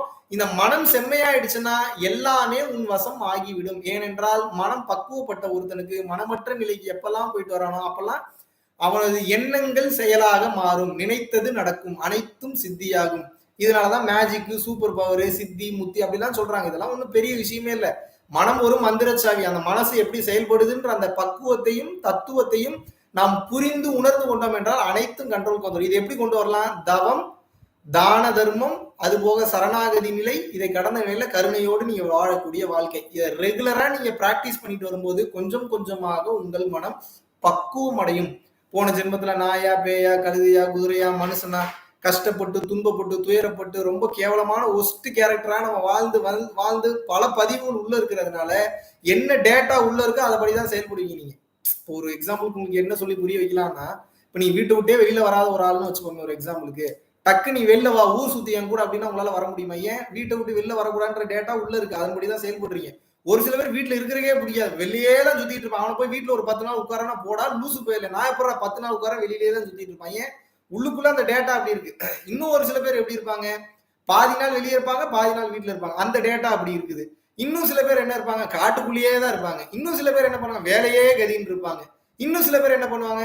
தவமே கதின்னு கிடப்பாங்க. இன்னும் சில பேர் எப்படி இருப்பாங்க? பைத்தியம் குடிச்ச மாதிரி சுத்திக்கிட்டே இருப்பாங்க. ஏதோ ஒரு வேலை பிஸியா இருக்கிற மாதிரியே இருக்கும், ஆனா ஒரு வேலையும் இருக்காது, பில்டப் காமிச்சுக்கிட்டே இருப்பாங்க. இதெல்லாம் காரணம் என்ன அப்படின்னா மனம் இன்னும் பக்குவப்படவில்லை என்று அர்த்தம். என்ன டேட்டா இருக்கு அந்த டேட்டா படி உடம்பு செயல்படுது. செயல்படும் போது பிராணசக்தி போகுது, மூச்சு காத்து போகுது, உயிர் போகுது, உயிராற்றல் போனோன்னு செத்துறாங்க. செத்தோடனே பக்குவப்படாத மனம் எதுல முடிச்சதோ அதுல இருந்து கண்டினியூ ஆயிட்டு வருது. இதுல ஏகப்பட்ட பாவம் பண்ணியிருந்தான் அப்படின்னா டீகிரேட் கூட ஆகி போலாம். மனித உடல்ல இருந்து மறுபடியும் டீகிரேட் ஆகி நாயாவோ பன்றியாவோ கழுதையாகவோ குதிரையாகவோ பிறந்து மறுபடியும் வந்து மனித உடல் கிடைக்கலாம், கிடைக்காம போலாம். அது நீங்க வந்து அந்த தன்மையில வாழக்கூடிய அந்த பக்குவ நிலையை நீங்கள் பொறுத்தது. அப்ப இதுல நீங்க புரிந்து கொள்ளக்கூடிய விஷயம் என்ன? இந்த வாழ்க்கையில மனிதன் என்பவன் பிறந்தது ஒரே ஒரு நோக்கத்திற்காகத்தான். என்ன நோக்கம்? அவன் இறைவனை சென்றடைய வேண்டும். இந்த உண்மை புரியாமல் சம்பாதிக்கிற பணம் தான். நான் பணம்லாம் உங்களை சம்பாதிக்க வேணானே சொல்லல, நல்லா சம்பாதிக்க வேணுங்கிற அளவுக்கு வச்சுக்கோங்க. ஆனா டெய்லி நீங்க சம்பாதிக்கிறீங்கன்னா டெய்லியும் தான தர்மத்துக்கு நீ ஏதாவது செலவிடுங்கள். முதல்ல எதிர்பார்ப்போட கூட பண்ணுங்க, எனக்கு என்ன நல்லது நடக்கும்னு கூட பண்ணுங்க. அதுக்கப்புறம் கொஞ்சம் கொஞ்சமா அதுவே ஹேபிட்டா மாறி அதுவே உங்களுடைய பழக்க வழக்கமா மாறிடுச்சுன்னா அதுக்கப்புறம் வந்து நீங்களே நினைச்சாலும் தடுக்க முடியாது. நீங்களா கொடுத்துட்டு இருப்பீங்க. எப்போ வந்து உங்க உடல் உழைப்பை பயன்படுத்தி இறைவன் அனுகிரகத்தோடு இந்த உடம்புல உயிர் இருக்கிற வரைக்கும் நீங்க வாழ்ந்துட்டு இருக்கீங்களோ, இந்த உலகத்துல இருந்து ஒரு பொருள் எடுக்கிறீங்க. என்ன எடுக்கிறீங்க? பணம்ன்ற ஒண்ணு எடுக்கிறீங்கன்னா கூட அது எங்க இருந்து வருது? என்னதான் உடல் உழைப்பா இருந்தாலும் வெளியில இருந்து ஆக்சிஜன் உள்ள இழுத்துக்கிறீங்க, வெளியில இருக்கக்கூடிய தாவரங்களை சாப்பிட்டு தான் உடம்பை பாதுகாக்கிறீங்க. அது போக வெளியில இருக்கக்கூடிய நாலேஜ் தான் கலெக்ட் பண்றீங்க. எல்லாமே வெளியில இருந்து எடுக்கிறீங்கன்னா இந்த உலகத்துக்கு நீங்க என்ன திருப்பி கொடுக்குறீங்க? இதனாலதான் உங்களுக்கு ஏகப்பட்ட பிரச்சனை வருது. நீங்க எப்போ வந்து இன்னொரு உயிர் நல்லா இருக்கணும்ன்ற தன்மையோட நீங்கள் அதிகமாக கொடுக்க ஆரம்பிக்கின்றீர்களோ, கொடுக்கனா அதிகமான உங்களுக்கு வேணுங்கிறதெல்லாம் வச்சுட்டு தான் நான் சொல்றேன். எல்லாத்தையும் தூக்கி கொடுக்குற அளவுக்கு இன்னைக்கு யாரும் பட்டினத்தார் கிடையாது. எல்லாத்தையும் தூக்கி விட்டுட்டு போற அளவுக்கு இன்னைக்கு யாரும் புத்தர் கிடையாது. கால சூழ்நிலைன்ற ஒண்ணு இருக்கு. அப்ப நீங்க என்ன பண்ணணும்? உங்களுக்கு எவ்வளவு வேணுமோ வச்சுக்கிட்டு மீதிய தாராளமாக தினமும் நீங்க முதல்ல கொடுத்து பழகுங்க. என்கிட்ட வந்து ஒருத்தர் கேட்டார், என்ன கேட்டாருன்னா, தம்பி எனக்கு மட்டும் ஒரு 1 கோடி ரூபாய் 2 கோடி ரூபாய் எனக்கு வந்து ரெகுலரா இன்கம் வர மாதிரிலாம் இருந்ததுன்னா நான் வந்து அப்படியே மக்களுக்கு வாரி வாரி செய்வேன் தம்பி. முக்காவாசி பேர் இன்னைக்கு இப்படித்தான் இருக்கீங்க இந்த மனநிலையில. நான் அவர்கிட்ட கேட்டேன், கிளிப்பீங்க அப்படின்னு. அவர் கடுப்பாயிட்டு, என்ன தம்பி இப்படி நீங்க சொல்றீங்க? அதெல்லாம் நல்லா செய்வேன் தம்பின்னாரு. இப்போ உங்க பாக்கெட்ல எவ்வளவு இருக்குன்னு கேட்டேன். பார்த்துட்டு என்ன ஒரு 300 ரூபாய் இருக்கும் அப்படின்னாரு. இந்த 300 ரூபாயில எத்தனை பேருக்கு சாப்பாடு வாங்கி கொடுத்தீங்க, எத்தனை பேருக்கு தானம் தர்மம் பண்ணீங்க அப்படின்னு கேட்டேன். ஒரே யோசிச்சாரு, எதுவுமே பண்ணல. நேத்து எவ்வளவு இருந்தது உங்ககிட்ட? ஒரு 1000 ரூபாய் இருந்தது. அதுல எத்தனை பேருக்கு சாப்பாடு வாங்கி கொடுத்தீங்கன்னு கேட்டேன். இல்ல யாருக்குமே வாங்கி தரல. எத்தனை பேருக்கு ஹெல்ப் பண்ணீங்கன்னு கேட்டேன். இல்ல யாருக்குமே பண்ணல. சரி போன மாசம் சம்பளம் வாங்கினீங்களான்னு கேட்டேன். வாங்கினேன். எவ்வளவு சம்பளம்? 35,000 ரூபாய் வாங்கினேன். டிடிஎஸ் எல்லாம் போக எவ்வளவு வந்தது? 33,000 சம்திங் ஏதோ வந்தது. அதுல எத்தனை பேருக்கு சாப்பாடு வாங்கி கொடுத்தீங்க? தம்பி எனக்கு குடும்ப கமிட்மெண்ட்ஸ் இருக்கு, நானும் இன்னும் ஏகப்பட்ட கடன்ல இருக்கேன், எனக்கு இன்னும் நிறைய நான் சேர்த்து வச்சாதான் கொடுக்க முடியும். இங்கதான் மிஸ்டேக் பண்றீங்க. நீங்க நல்லா புரிஞ்சுக்கோங்க. தர்ம தேவதை என்பவள் எத்தனை கோடி ரூபாய் பணம் கொடுக்குறீங்கன்றத பார்க்கவே மாட்டா. தர்ம தேவதை எதை பார்ப்பாள் என்றால் இவங்க கொடுக்குற மனசு இருக்கான்னு தான் பாப்பா. எல்லாரும் வாயில தான் சொல்றீங்க, மனசு இருந்ததுன்னா என்ன கொடுத்துருப்பீங்க, நீங்க இருக்கிறதே கொடுத்துருப்பீங்க. வெறும் 1 ரூபாய் நீங்க பெரும் மனசோட கொடுத்தாலும் 1 ரூபான்றது பாக்குறவன் கேவலமா பார்த்தான். அந்த மனசைத்தான் இறைவன் நோட் பண்றான். அந்த மனசு வந்து நீங்க கொடுக்க ஆரம்பிச்சிட்டீங்கன்னா உங்களுடைய வளர்ச்சி யார் நினைச்சாலும் தடுக்க முடியாது. மூலம் புரிஞ்சுக்குங்க. எத்தனையோ கல்ஃப் கண்ட்ரிஸ் ஏன் இவ்வளோ செல்வம் கொளித்த நாடா இருக்கு, ஏன் இவ்வளவு கோடி கோடியா சம்பாதிக்கிறான் சொல்லுங்க. காரணம் என்னவென்றால் அந்த இஸ்லாம் மார்க்கத்துல நபிகள் நாயகம் ரொம்ப அழகா எல்லாத்தையும் கிரியேட் பண்ணி சூப்பரா வச்சுட்டு போயிட்டார். காலையில 3 மணிக்கு எந்திரித்து தொழுக சொல்லி இருக்கிறார். அது என்ன மாதிரியான ஒரு டைம் தெரியுமா? பிரம்ம முகூர்த்த டைம். அந்த நேரத்துல கேட்கும் போது இறைவன் கூட டைரக்ட் கான்டாக்ட் இருக்கும், உடல் வந்து சீக்கிரம் கிளென்ஸ் ஆகும். ஏன் செல்வம் கொலிக்குது அந்த மாதிரியான நாடுகள்னா இறைவனை மட்டும்தான் நினைப்பாங்க, வேற யாரையும் நினைக்க மாட்டாங்க. அவங்களுக்கு இறைவன் மேல அப்படி ஒரு பற்று இருக்கு. எவ்வளவு வேலை இருந்தாலும் இறைவனை வந்து விடவே மாட்டாங்க, எந்த சூழ்நிலையும் விட மாட்டாங்க. இந்த மீம்ஸ் சேனல்ஸ்ல மீம் இதுல எல்லாம் நீங்க பாத்திருப்பீங்க, பக்ரீத் அன்னைக்கோ இல்ல வந்து ரம்ஜான் அன்னைக்கோ ஏதோ ஒரு நாளை அன்னைக்கு அவங்க ஃபாஸ்டிங்ல இருக்காங்கன்னா எத்தனை கோடி ரூபாய் பணம் கொடுத்தாலும் ஒரு பச்சை தண்ணி கூட குடிக்க மாட்டாங்க, எதையும் சாப்பிட மாட்டாங்க. அது எவ்வளவு பணம் கொடுத்தாலும் சாப்பிட மாட்டாங்க. ஏன்? இறைவன் மேல அவங்களுக்கு இருக்கக்கூடிய பெரும் பற்று பெருங்கருணைய அந்த மார்க்கத்துல அவங்க ரொம்ப கிளியரா எல்லாத்தையும் சொல்லி கொடுத்துட்டாங்க. இப்படிதான் இறைவன் தான் எல்லாத்துக்கும் பெரியவன், இறைவனை தான் நீ கும்பிடணும்னு சொல்லி ஸ்ட்ராங்கா சொல்லும் போது அவன் மனம் பக்குவப்பட்டு விடுகிறது. இறைவன் எங்கேயோ இருந்து ஆசீர்வாதம் பண்ணல, உள்ளுக்குள்ள இருக்கக்கூடியதுதான் இறைவன். நட்டக்கல்லு பேசுவோம் நாதன் உள்ளே இருக்கையில்றாங்க. அப்ப என்ன? இறைவன் வந்து உங்களுக்குள்ளேயே இருக்கிறாரு, அதை நீங்க கண்டுக்கல. அப்ப நீங்க மனம் பக்குவப்படும் போது இறைத்தன்மை வெளிப்படும். இது எப்படி அப்படின்னா உங்களுக்கு சிம்பிளா சொல்லி புரிய வைக்கிறேன், நல்லா புரிஞ்சுக்கோங்க. எப்படி வந்து தண்ணியை நீங்க கொதிக்க வைக்கும் போது அது நீராவியாக மாறி விடுகிறதோ, மொத்த தண்ணியை நீங்க ஹீட் ஏத்திட்டீங்கன்னா மொத்த தண்ணியும் கடைசியில எவாபரேட் ஆகி நீராவியாக மாறிவிடும். அதுபோல உங்களுக்குள் இருக்கக்கூடிய மனசை சுட்டு பொசுக்கிட்டீங்க. ஆங்காரம் உள்ளடக்கி ஐம்புலனை சுட்டறுத்து தூங்காமல் தூங்கி சுகம் பெறுவதற்கு கிளம்புகிறார். ஆங்காரம் என்பது என்ன? மனசுதான். அந்த மனசை பக்குவ நிலை கொண்டு தத்துவ விளக்கங்களை கொண்டு உபனிஷத்தையோ இல்ல வந்து பாத்தீங்கன்னா ஒரு உபதேசத்தையோ இல்ல தீட்சை பெற்றோ இல்ல பயிற்சி பெற்றோ இல்ல கருணை வழி, எத்தனை வழி இருக்கு, ஏதோ ஒரு வழியாவது நம்ம பிராக்டிஸ் பண்ணணும்ல. பண்ணும்போது மனம் என்பது பக்குவ நிலைக்கு செல்கிறது. மனம் எப்போது பக்குவ நிலைக்கு சென்று விடுகிறதோ, மனம் அமைதி பெறும்போது ஆன்மா வெளிப்பட்டு விடும். எப்படி தண்ணி எவாபரேட் ஆகும்போது ஆட்டோமேட்டிக்கா நீராவியா மாறி கரைஞ்சிருதோ, அந்த மாதிரி மனம் அமைதி நிலைக்கு போகும்போது இறைவன் தானாகவே வெளிப்பட்டு விடுவார். அதுல மாற்று கருத்தே கிடையாது. இறைவன் வெளிப்பட்டாருன்னா என்ன பண்ணுவார்? எல்லாமே பண்ணுவார். அவரால் பண்ண முடியாத விஷயமே கிடையாது. அதெல்லாம் வந்து எல்லாத்தையும் நம்ம ரொம்ப ஓப்பனா இப்ப நான் சொன்னேன் ஏதோ பேய் பிசாசு கதை சொல்ற மாதிரி இருக்கும். பல விஷயம் உண்மைக்கு வந்து புறமானதா இருக்கும். ஏன்னா இன்னைக்கு நிறைய பேர் வந்து பகுத்தறிவுன்ற பேர்ல பேசுறீங்க. பகுத்தறிவுன்றது என்னன்னு நினைக்கிறீங்க நீங்க? அறிவு முதிர்ச்சி பெறாத நிலை பகுத்தறிவு, அவ்வளவுதான். அறிவு முதிர்ச்சி பெற்று நல்ல நிலையை அடைஞ்சிருச்சு, உச்சகட்ட நிலையை அடைஞ்சிருச்சுன்னா அவனுக்கு நல்லா தெரியும் நமக்கு இங்க பண்றதுக்கு ஒரு வேலையும் கிடையாது, இறைவன் தான் எல்லா வேலையும் பண்ணிட்டு இருக்காருன்றது தெரிஞ்சிடும். அந்த பக்குவ நிலை வர்றதுக்கு தான் இங்க இவ்வளவு பஞ்சாயத்து. அந்த பக்குவ நிலை கொண்டு வர்றதுக்கு தான் இவ்வளவு விஷயம். நீங்க கிடைக்கக்கூடிய இந்த சூழ்நிலையும் சரியா பயன்படுத்தி கொள்ளாமல், கிடைக்கக்கூடிய இந்த வாய்ப்புகளையும் நீங்கள் சரியா பயன்படுத்தி கொள்ளாமல், நீங்க கிடைக்கக்கூடிய இந்த மனித உடல் கிடைக்கிறதே கஷ்டம்ன்றாங்க அவையார். அரிதறிது மானிடராய் புறத்தில் அரிதுன்றாங்க. மனுஷனா பிறக்கிறதே கஷ்டம் பண்றாங்க. ஞானிகளோட வாயிலிருந்து வரக்கூடிய வார்த்தைகள் என்ன? சாதாரண வார்த்தைகளா? ஒரு வார்த்தை சொன்னாவே பொக்கிஷம். அப்ப அரிது கஷ்டம்ன்றாங்க. யார்? ஞானியே கஷ்டம். ஔவையார் போன்ற ஞானியே கஷ்டம்ன்றாங்க. அப்ப ரெண்டாவது வேற அரிது போடுறாங்க. அரிது அரிதான். எது? மானிடராய் பிறத்தல் அரிதான். அடேங்கப்பா, மனுஷ உடம்பு கிடைக்கிறதே கஷ்டம்ன்றாங்க. அப்புறம் அதனினும் அரிது கூன் குருடு செவிடு பேடு நீங்கி பிறத்தல். இது கூன் இல்லாம குருடு இல்லாம செவிடு இல்லாம ஆண் தன்மை இல்லாம பெண் தன்மை இல்லாம கரெக்டா இப்படி எல்லாம் நீ இந்த பிரச்சனை எல்லாம் பிறகு இன்னும் கஷ்டம்ப்பா. இன்னும் உடம்புல உனக்கு நோய் இல்லாம வாழ்றது மிகப்பெரிய கஷ்டம்ப்பா. இது இப்படி நீ பிறந்திருக்குன்னா சரியா பயன்படுத்திக்கப்பான்றாங்க. அப்போ திருமூலர் என்ன சொல்றாரு? உடம்பார் அழியின் உயிரார் அழிவர், திடம்பட மெய்ஞானம் சேரவும் மாட்டார், உடம்பை வளர்க்கும் உபாயம் உணர்ந்த பின் உடம்பை வளர்த்தேன் உயிர் வளர்த்தேனே அப்படிங்கிறார். அப்ப என்ன? உடம்ப சரியா பார்க்கலன்னா உயிர் என்பது அழிந்து விடும். ஏன்னா உயிர் என்பதை பாதுகாத்து வைத்திருக்கக்கூடிய அந்த மாபெரும் பேராற்றல் தான் இந்த உடம்பு. இந்த உடம்பை பற்றி தெரிந்து கொள்ளக்கூடிய இந்த கல்விக்கு பேர் தான் மெய்ஞான கல்வி அல்லது திருச்சிற்றம்பல கல்வி. ஏன் வந்து தன்னை உணரணும், தன்னை அறியணும்னு சொல்றாங்கன்னா, தான் என்றது ஒன்றும் இல்லை, எல்லாமே மாய தோற்றம் தான். நமது மனம் தான் இவ்வளவு நாள் விளையாடிட்டு இருந்தது, பொய் சொல்லிட்டு இருந்தது, நான்ற ஒன்ன வச்சு அது கேம் விளையாடிட்டு இருந்தது. அப்போ இறைவன் தான் எல்லாத்தையும் செய்யறான்றது தன்மைக்கு நீங்க போகும்போது எல்லா கஷ்டங்களையும் ஏற்றுக்கொள்ள ஆரம்பிப்பீர்கள். ஏற்றுக்கொள்ள ஆரம்பிக்கும் போது இறைவன் மேல பெரிய மரியாதை வரும். கொஞ்சம் கொஞ்சமாக கஷ்டங்கள் குறைந்து மன நிம்மதியை சந்தோஷத்தை உணர்வீர்கள். அப்பதான் மன இறுக்கத்துல இருந்து வெளிப்பட முடியும் உங்களால. நீங்க இறைவனின் அனுகிரகம் இல்லாமல் நிச்சயமாக ஞான வாசலை சென்று அடையவே முடியாது. இதனாலதான் ரமண மகரிஷி வந்து ஒரு வார்த்தை ரொம்ப சூப்பரா சொல்லுவாரு. இந்த உலகம் மொத்த பிரபஞ்சமே மிக மிக உயர்ந்த சக்தி வாய்ந்த அந்த தெய்வீக சக்திக்கு உட்பட்டுதான் செயல்பட்டு கொண்டிருக்கின்றது. எனவே மனதை அடக்குவதற்குண்டான ஒரு மாபெரும் வழி இறைவனை சரணாகதி அடைவது மட்டும்தான், இறைவனை நம்புவது மட்டும்தான் சொல்றார். அந்த இறைவனை நம்பி எப்ப 100% அவர்கிட்ட பொறுப்பை ஒப்படைக்கிறதுக்கு எவ்வளவு பெரிய கட்ஸ் வேணும் தெரியுமா? சாதாரணமாலாம் வராது. ஏன்? இறைவன் எங்க இருக்கிறாரு? எங்கேயுமே இல்ல. அந்த ஆளை நம்பி எங்கடா பொறுப்பை ஒப்படைக்கிறது? எவரும் லூஸ் மாதிரி நைட் உட்காந்து பைத்திய மாதிரி கத்திட்டு இருக்கிறானே, உண்மை மாதிரி இருக்கு பொய் மாதிரி இருக்கு, எங்க போய் நான் சரண்டர் ஆகுறேன்? இதுக்குனாலதான் இது பேர் மறைபொருள்னு வச்சாங்க. இதுக்கு பேர் என்ன? மறைபொருள். மறைபொருள்னா என்ன? எல்லாமா இருக்கும், ஒண்ணு இல்லாமே இருக்கும், எல்லாத்துக்குள்ளயும் இருக்கும், ஆனா தெரியாது. அதுக்காக இல்லைன்னு அர்த்தமா? அதனாலதான் அதற்கு பேர் மறைபொருள். அப்ப என்ன? மறைபொருளானது எல்லா இடத்திலேயும் இருக்கின்றது.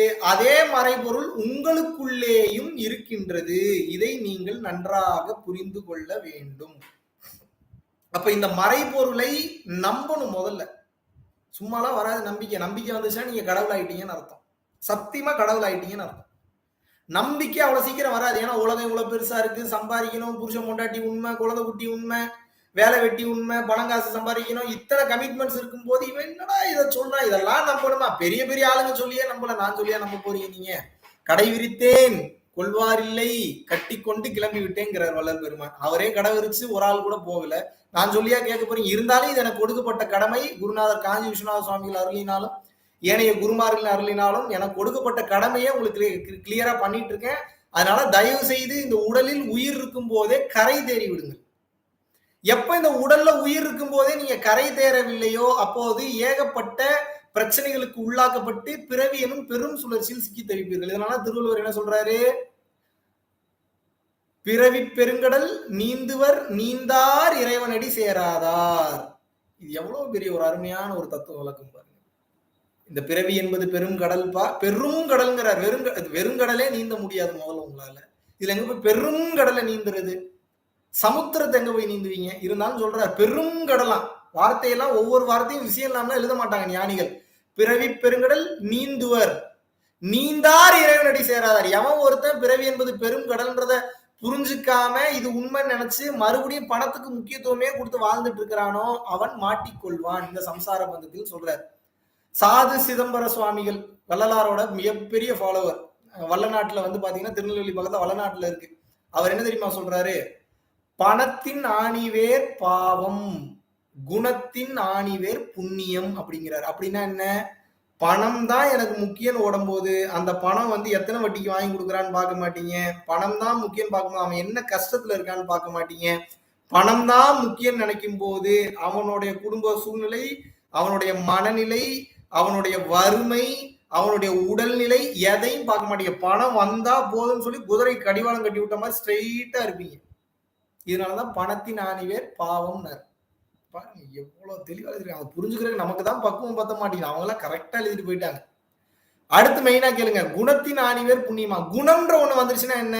என்னதான் நீங்க ஒரு விஷயத்த நீங்க வந்து ஒரு ஸ்ட்ரக்சர்டா பணம் வேணும்னு இருந்தா கூட ஒருத்தன் சூழ்நிலை சரியில்லைன்றப்போ அவனுக்கு வேற எந்த வகையில உதவலான்னு பாப்பீங்க. அவனுக்கு வேற எந்த வகையில கொடுத்து ஹெல்ப் பண்ணலான்னு பாப்பீங்க. இல்ல வேற யாருக்கையாவது கான்டாக்ட் கொடுத்து அவனை எப்படி வளர்த்து விடலான்னு பாப்பீங்க. வளர்த்து விட்டா நம்ம மதிக்காம போயிட்டா என்ன பண்றது மனசு கேட்கும். அவன் வளர்ச்சி அவன் பார்க்கறான். இறைவனுக்கு அவனுக்கு உண்டானது. நம்ம வேலை கை காட்டுவது மட்டும்தான். இறைவன் செய்ய சொன்னார் செஞ்சென்ற தன்மையில் இருக்கும் போது இந்த அகங்காரம் உங்களை வந்தடையாது. இதற்குண்டான புண்ணியமும் உங்களை வந்தடையாது. மொத்த புண்ணியத்தை இறைவன் எடுத்துட்டு உங்களுக்கு என்ன வேண்டுமோ மிக பெரும் கொடை பொருட்களை அப்போதுதான் கொடுப்பார். கொடை வாரி வாங்கி வாரி வாரி வழங்குவார். இறைவனின் கருணையெல்லாம் வார்த்தைகளால் வர்ணிக்கவே முடியாது. சோ அந்த வகையில பார்க்கும்போது இந்த குரு பூர்ணிமான்றது சாதாரண விஷயமே கிடையாது. மிக மிக மிக மிக மிக சக்தி வாய்ந்த ஒரு நாள். சோ இதுல இவ்வளவு நேரம் கிட்டத்தட்ட 2379 பேருக்கு மேல வந்து லைவ் பார்த்துட்டு இருக்கீங்க. இது போஸ்ட் பண்ணும்போது இன்னும் நிறைய பேர் வந்து பார்ப்பீங்க. இன்னைக்கு வந்து பாத்தீங்கன்னா கொஞ்சம் தயாராகிக்கங்க.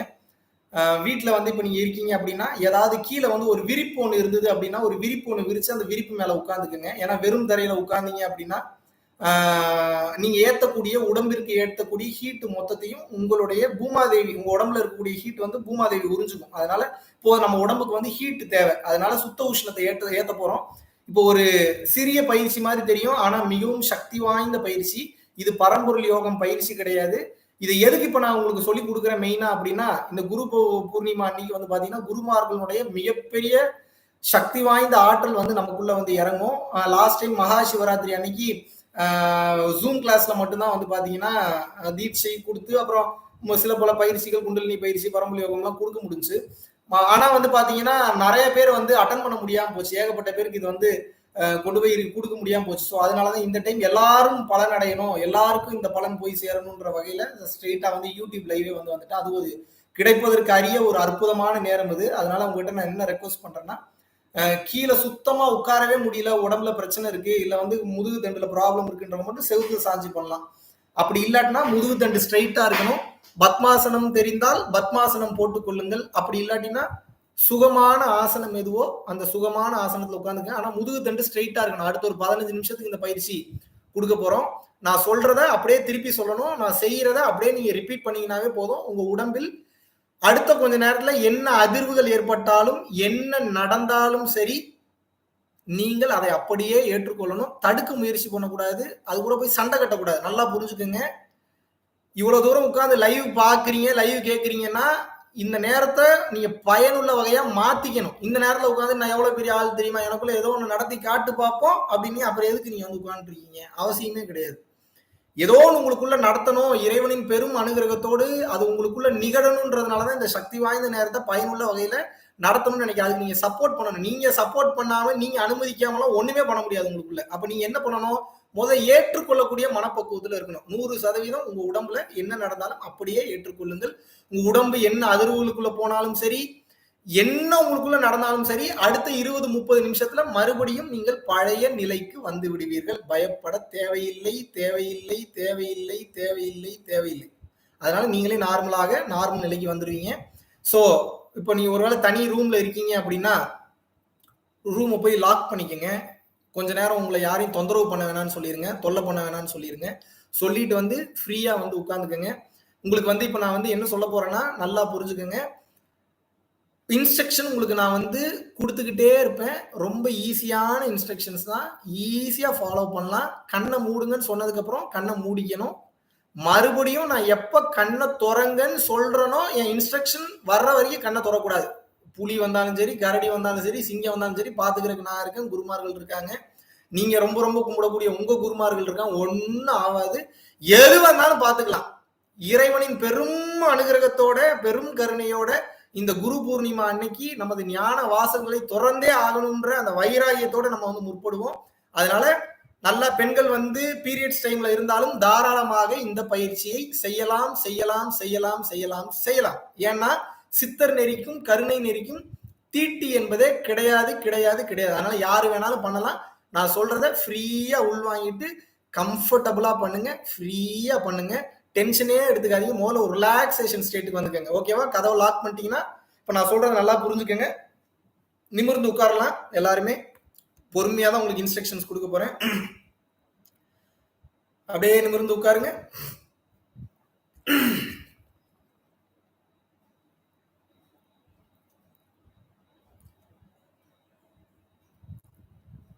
இப்போ பத்மாசனம் போட முடிஞ்சா பத்மாசனம் போட்டுக்கங்க. அப்படி இல்லாட்டினா உங்களுக்கு சுகமான ஆசனம் எதுவோ அந்த சுகமான ஆசனத்தை நீங்கள் போட்டுக் கொள்ளுங்கள். போட்டுட்டு இப்ப என்ன பண்ணணும் அப்படின்னா முதுகுத்தண்டு ஸ்ட்ரெயிட்டா இருக்கணும். நான் சொல்ற வரைக்கும் முதுகுத்தண்டு கீழே இப்படி போகக்கூடாது, இப்படி போகக்கூடாது, இப்படி போகக்கூடாது, ஸ்ட்ரெயிட்டா இருக்கணும். அப்பப்போ கொசு கடிக்குது வைக்குதுன்னா கூட கொசுவை தட்டி விட்டுக்கங்க. மறுபடியும் சின்முத்திரை பிடிச்சிட்டு அந்த ஸ்டேட்டுக்கு போயிடும். சின்முத்திரை எப்படி பிடிக்கணும்னு சொல்லி தரேன், நல்லா கவனிங்க. இங்க பாருங்க, நிலம், நீர், நெருப்பு, காற்று, ஆகாய தத்துவம். ஒவ்வொரு விரலும் ஒவ்வொரு தத்துவம். இதுல இந்த 2 தத்துவம் வந்து பாத்தீங்கன்னா நெருப்பு மற்றும் காற்று தத்துவம். நெருப்பையும் காற்றையும் ஒன்றாக சேர்த்தோம்னா என்ன ஆகும்? ஃபயர் ஆகும் உள்ளுக்குள்ள. அந்த ஃபயரை கிளப்புறதுக்கு தான் இப்ப நம்ம பண்ண போறோம் இந்த பயிற்சியை. இங்க பாருங்க, இதான் சின்முத்திரை அல்லது சின்முத்ரான்னு சொல்லுவாங்க. எப்படி பிடிக்கணும்? ஒரு பட்டாம்பூச்சி பிடிக்கிற மாதிரி பிடிக்கணும். இப்படிதான் பிடிக்கணும். இப்படிலாம் பிடிக்கக்கூடாது. ஒவ்வொன்றும் பிடிச்சிங்கன்னா ஒவ்வொரு வாயு மாற்றத்தை ஏற்படுத்தும். தப்பு தப்பாக பிடிக்க கூடாது. தப்பு தப்பாக பிடிக்கக்கூடாது. இப்படிலாம் பிடிக்கக்கூடாது. இப்படிதான் பிடிக்கணும். பயிற்சியை இப்படித்தான் செய்ய வேண்டும். இதான் சின்முத்திரை. இந்த 3 விரலும் ஒட்டக்கூடாது. எப்பயுமே விலகிதான் இருக்கணும். இந்த 2 விரல் அப்படி வச்சுக்கலாம். ஓகேவா? 2 கால் மேலையும் வச்சுக்கிட்டு நிமிர்ந்து உட்கார்ந்துக்குங்க. மெயினா இப்ப இதுல என்ன ஒரு பெரிய விஷயம்னா, இந்த பயிற்சியை நீங்க எப்ப வேணாமா இப்பதான் பண்ணணும் அப்படின்னு கிடையாது. இது வந்து ஒரு பரம்பொருள் யோகம் அளவுக்கு மிகப்பெரிய லெவல்ல சக்தி வாய்ந்த பயிற்சி இல்லைனாலும் கூட இதுவும் வந்து பாத்தீங்கன்னா ஒரு நல்ல சக்தி வாய்ந்த பயிற்சி தான். ஸோ இது பண்ணும்போதும் நம்ம உடம்புல இருக்கக்கூடிய அந்த சக்தி வந்து பாத்தீங்கன்னா நல்ல நிலையில இருக்கும். இதை நீங்க ரெகுலரா வீட்டுல பயிற்சி பண்ணலாம், தவறு கிடையாது. ஆனால் உடம்புல ஒரு சில வேதிவினை மாற்றங்கள் என்பது ஏற்படும். அப்ப நீங்க என்ன பண்ணணும்னா நல்லா புரிஞ்சுக்கணும். பெண்கள் வந்து வெள்ளி மற்றும் செவ்வாய், ஆண்கள் புதன் மற்றும் சனி. கம்பல்சரி உச்சிக்கு மட்டும் எண்ணெய் வைக்க கூடாது. ஏன்னா ஏற்கனவே ஹீட் எல்லாம் இறங்கிரும். அப்பதான் புருவ மத்திக்குள் அருட்பெருஞ்சோதியை பார்க்க முடியும். பல பேர் வந்து இங்க ஒரு மிஸ்டேக் பண்றாங்க. தீட்சை கொடுக்குறாங்க, ஆனா வந்து உச்சிக்கு எண்ணெய் வைக்க கூடாதுன்றத சொல்றது கிடையாது. உச்சிக்கு மட்டும்தான் எண்ணெய் வைக்க. உச்சினா எது? குழந்தைக்கு உச்சி துடிக்கிற இடம். அழுத்தி என்ன வச்சீங்கன்னா என்ன ஆகுனா மண்டையில இருக்கிற மொத்த சூடும் கீழே இறங்கிரும். கீழே இறங்குச்சுன்னா உள்ளுக்குள்ள ஜோதி தெரியாது. அதனால சைட்ல எண்ணெய் வச்சுக்கோங்க, முடி மேல வச்சுக்கோங்க, பின்னாடி வைங்க. வேற உடம்பு ஃபுல்லா எங்க வேணாலும் எண்ணெய் தேய்ங்க. உச்சிக்கு மட்டும் அழுத்தி எண்ணெய் வைக்காதீங்க. எண்ணெய் தேய்ச்சிங்கனாவே உடம்பில் ஏற்படக்கூடிய அனைத்து ஹீட்டு சம்பந்தமான எந்த வேதிவினை மாற்றங்களும் சரியாகிவிடும். ஸோ கம்பல்சரி ஆண்கள் புதன் மற்றும் சனி, பெண்கள் வெள்ளி மற்றும் செவ்வாய் எண்ணெய் தேய்ச்சி குளிங்க, கண்ட்ரோலுக்கு வந்துடும். அது போக இந்த உடம்பு ஹீட் ஏறதுனால உடம்புல நடக்கக்கூடிய வேதிவினை மாற்றங்களை எப்படி சமன்பாடு செய்வதுன்றதை தெரிஞ்சுக்கணும்னா நம்ம யூடியூப்லேயே போனீங்கன்னா பரம்பொருள் ஃபவுண்டேஷன் ஸ்பேஸ் பாடி ஹீட் அப்படின்னு வந்து டைப் பண்ணுங்க. ஃபர்ஸ்ட் வீடியோவே வரும், இல்லை 2வது 3வது வீடியோ வரும். தவம் செய்வதனால் ஏற்படும் உடல் உஷ்ணத்தை எப்படி சமன்பாடு செய்வதுன்னு. அதை நீங்க பாத்தீங்கன்னா அதுல கிளியரா பேசியிருப்பேன் என்னெல்லாம் பண்ணணும். அது பண்ணீங்கன்னாவே உடம்பு என்பது சரியாகிவிடும். மிக மிக மிக மிக எளிமையான ஒரு விஷயம். ஆனா மிக மிக மிக மிக சக்தி வாய்ந்த ஒரு விஷயம். இப்ப என்னன்னா உங்களுக்கு காஞ்சி விஸ்வநாத சுவாமிகளுடைய போட்டோ வந்து இப்ப நான் வந்து உங்க ஸ்கிரீன்ல வந்து நான் காட்ட போறேன். அவரை ஒன்ஸ் நல்லா பாத்துக்கங்க, நல்லா கிளியரா பாத்துக்கங்க.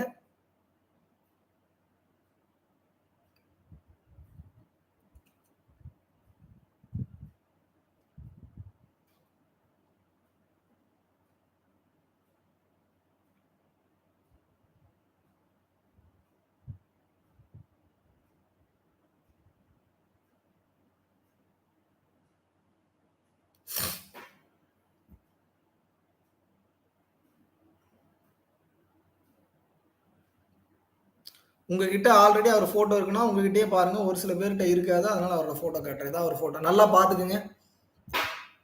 தெரியும்னு நினைக்கிறேன். நல்லா பாத்துக்கங்க. தெரியுதுன்னா தெரியுதுன்னு கமெண்ட் பண்ணலாம். இல்ல எனக்கு மட்டும் தான் தெரியுதான்னு தெரியல. நல்லா பாத்துக்கங்க அவரோட ஃபேஸ். இன்னைக்கு இவருடைய அனுகிரகத்தினால தான் உங்களுக்கு இந்த உயிராற்றல், இந்த சக்தியை உங்களுக்கு கொடுக்க போறோம். நல்லா பாத்துக்கங்க.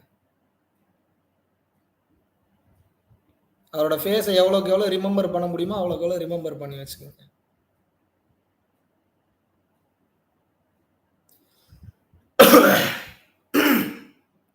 ஓகே. இப்ப என்ன பண்ணணும்னா நிமிர்ந்து உட்கார்ந்துக்கங்க.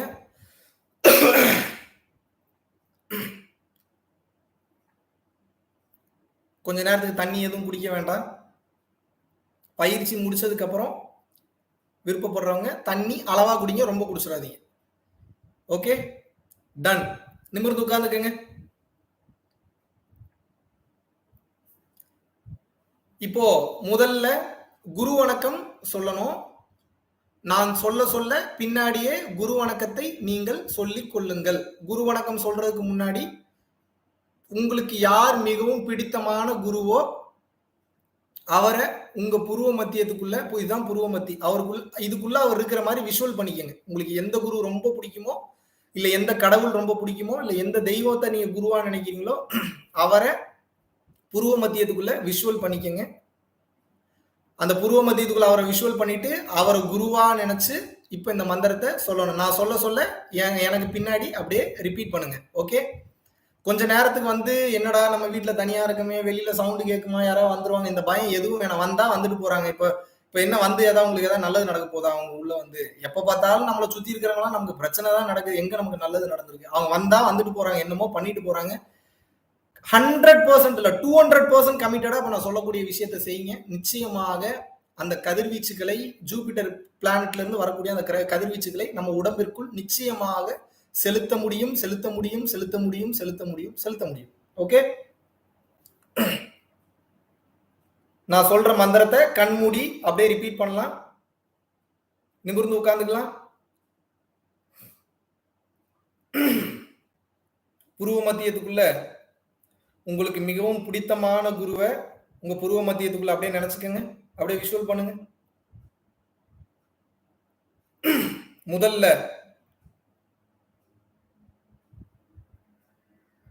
உங்களுக்கு மிகவும் பிடித்தமான அந்த குருவை உங்க புருவ மத்தியத்துக்குள்ள விஷுவல் பண்ணுங்க.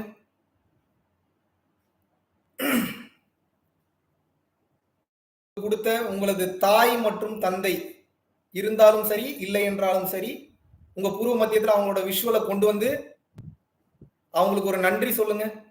இந்த உலகத்தில் உங்களை படைத்து இப்படி ஒரு அருமையான வாய்ப்பை ஏற்படுத்தி கொடுத்த உங்க அந்த தாய் தந்தை, அவங்க நல்லவங்களாக இருந்தாலும் சரி, கெட்டவர்களாக இருந்தாலும் சரி, எந்த தன்மையில் இருந்தாலும் சரி, அவர்களுக்கு ஒரு பெரிய நன்றி அந்த நேரத்துல உரித்தாக்கி சொல்லுங்க. உங்க மனசுக்குள்ளேயே சொல்லிக்கங்க. வாய் திறக்க கூடாது, லிப்ஸ் அசையக்கூடாது.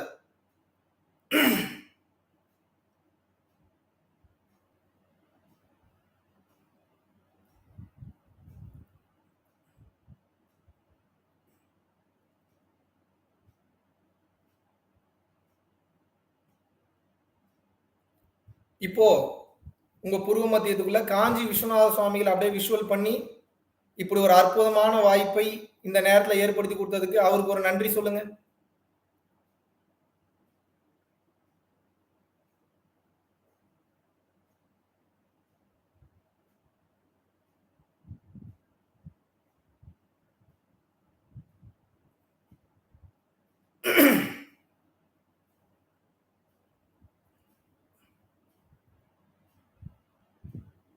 இப்ப நான் சொல்ற மந்திரத்தை அப்படியே ரிப்பீட் பண்ணலாம்.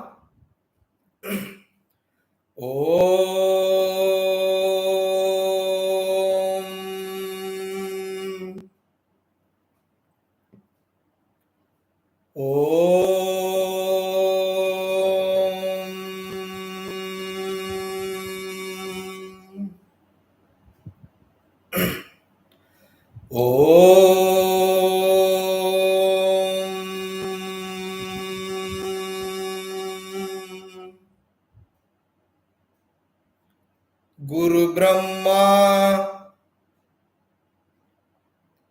குரு விஷ்ணு குருதேவோ மகேஸ்வரः குரு சாட்சாத் பரபிரம்மா தஸ்மை ஸ்ரீ குருவே நமः. ஓம்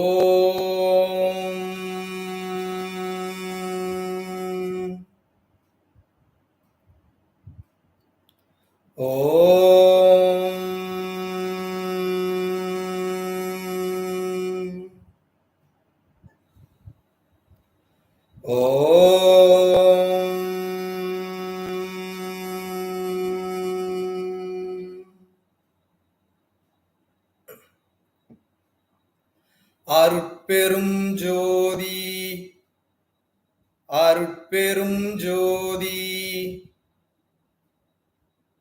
தனிப்பெரும் கருணை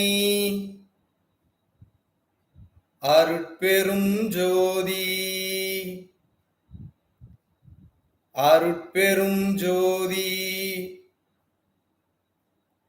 அருட்பெரும் ஜோதி தனிப்பெரும் கருணை அருட்பெரும் ஜோதி எல்லா உயிர்களும் இன்புற்று வாழ்க. வள்ளல் மலரடி வாழ்க வாழ்க. எல்லா உயிர்களும் இன்புற்று வாழ்க.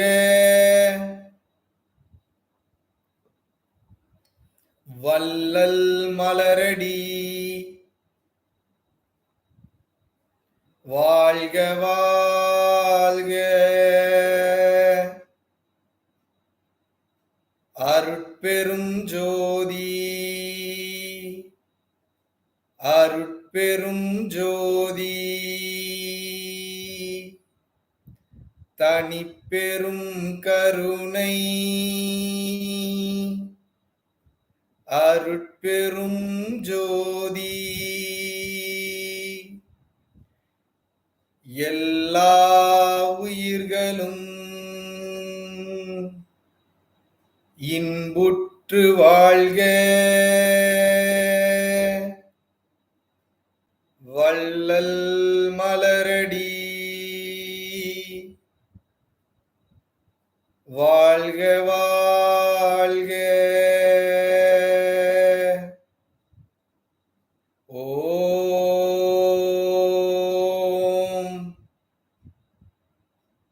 குருவே சரணம்.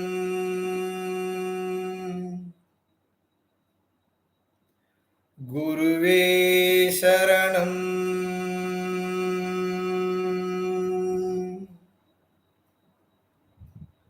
குருவே சரணம்.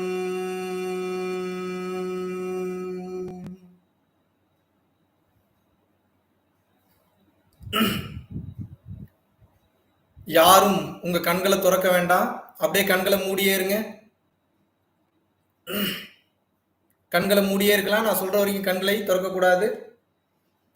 பிரெக்னெண்டா இருக்கிறவங்கள இருந்து எல்லாருமே இந்த பயிற்சி தாராளமாக பண்ணலாம். உடம்புல எந்த பிரச்சனை இருந்தாலும் பண்ணலாம். ஒண்ணும் ஆகாது. எல்லாருமே பண்ணலாம். கண் மூடுங்க, கண் மூடுங்க. நான் சொல்ற வரைக்கும் கண் திறக்கக்கூடாது. கண் மூடுங்க. நான் மறுபடியும் கண்ணை திறங்கன்ற வரைக்கும் கண் திறக்கக்கூடாது. உடம்புல என்ன மாற்றம் நிகழ்ந்தாலும் அப்படியே அக்செப்ட் பண்ணிக்கங்க. எதையும் தடுக்க முயற்சி பண்ணாதீங்க. கண்ணுல இருந்து தண்ணீர் வந்தாலும் கண்ணீர் வந்தாலும் துடைக்க கூடாது. அதுவே சரியாயிடும். அதே மாதிரி பயிற்சி முடிச்சுட்டு போய் யாரும் போய் குளிக்க கூடாது. அப்படியே போய் தூங்கிருங்க. காலையில எந்திரிச்சு குளித்து கொள்ளலாம். அப்படியே கண் மூடுங்க. இப்ப என்னன்னா, நல்லா உங்க காதுல நல்லா கவனிங்க. காதுல நல்லா உள்வாங்குங்க. சின்முத்திரை பிடிச்சு நிமிர்ந்து உட்கார்ந்து முதுகு தண்டு ஸ்ட்ரைட்டா இருக்கணும். இப்ப கண் மூடி இருக்கீங்க. இப்ப நீங்க இப்ப வந்து ஒரு வார்த்தை வந்து சொல்லணும். அந்த வார்த்தைய வாய் திறந்து சொல்லக்கூடாது. வாய் மூடி தான் சொல்லணும். அந்த வார்த்தை எங்க இருந்து சொல்லணும் அப்படின்னா, உங்க புருவ மத்தியத்துல இருந்து சொல்லணும். நல்லா புரிஞ்சுக்கங்க. இப்போ ஒரு வார்த்தை ஒண்ணு சொல்லுவேன். அதாவது ஒரு எழுத்து, அது வார்த்தை கூட கிடையாது. ஒரு எழுத்து. அந்த எழுத்தை எங்க இருந்து சொல்லணும்னா, உங்க புருவ மத்தியத்துல இருந்து சொல்லணும் அந்த எழுத்தை. அந்த எழுத்து என்னன்னா ம. அதான் அந்த எழுத்து. ம அப்படின்னா மஞ்சளுக்கு வரக்கூடிய ம, அவ்வளவுதான். இம் சொல்லக்கூடாது. ம தான் சொல்லணும். ம அதான் சொல்லணும். குரில் மா கிடையாது. ம அதான் சொல்லணும். வாய் மூடி சொல்லணும். வாய் மூடி எங்க இருந்து சொல்லணும்? உங்க புருவ மத்தியத்திலிருந்து சொல்லணும். எத்தனை டைம் சொல்லணும்? நான் சொல்ல சொல்ல என் கூட ரிப்பீட் பண்ணிக்கிட்டே இருங்க. நான் நிறுத்துற வரைக்கும் என் கூட நிறுத்தக்கூடாது. நான் எப்ப நிறுத்துறனோ அப்பதான் நிறுத்தணும். கண்டினியூவா சொல்லணும். அதாவது வாய் மூடி மா சொல்லும் போது அது மா மாதிரி கேட்காது, இம் மாதிரி தான் கேட்கும். இம் அப்படி மாதிரி தான் கேட்கும். இருந்தாலும் பிரச்சனை இல்லை. அதுதான் நமக்கு வேண்டும். மா சொல்லணும். அந்த மா குறியில புருவ மத்தியத்திலிருந்து சொல்லணும். ஆனா வாய் திறக்க கூடாது. புருவ மத்தியத்திலிருந்து அந்த மா சொல்லும் போது நீங்க நான் சாண்ட் பண்ண அந்த மாவை சொல்லிக்கிட்டே இருக்கணும். என்னோட ஸ்பீடிலேயே நீங்க சாண்ட் பண்ணிக்கிட்டே இருக்கணும். சாண்ட் பண்ணிக்கிட்டே இருக்கும்போது அந்த மா அப்படின்றது இம் மாதிரி தெரியும். இருந்தாலும் பரவாயில்ல, கண்டினியூவாக நீங்கள் சொல்லிக்கொண்டே இருக்க வேண்டும். ஓகேங்களா? எல்லாரும் கண் மூடிக்கலாம். கண் மூடி இருங்க. அப்படியே இருங்க.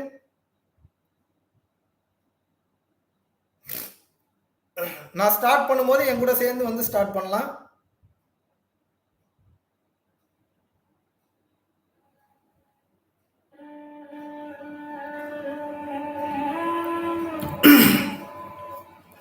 மா சொல்லணும். எப்படி சொல்லணும்னு ஒரு டைம் சொல்லி காட்டுறேன். அதை அப்படியே கண்டினியூ பண்ணுங்க.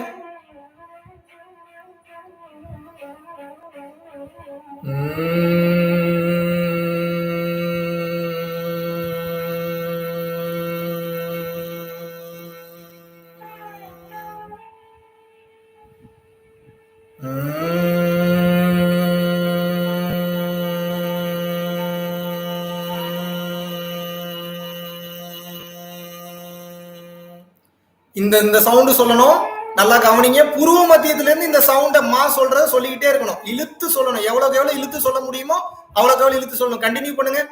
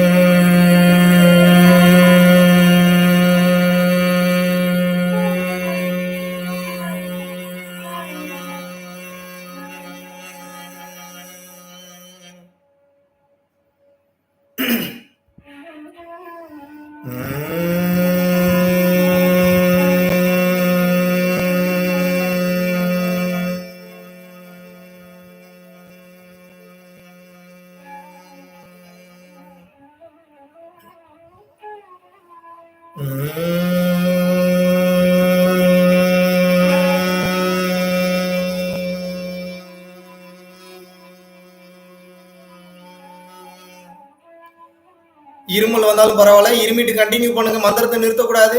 மா அப்படின்றத சொல்லிக்கிட்டே இருங்க.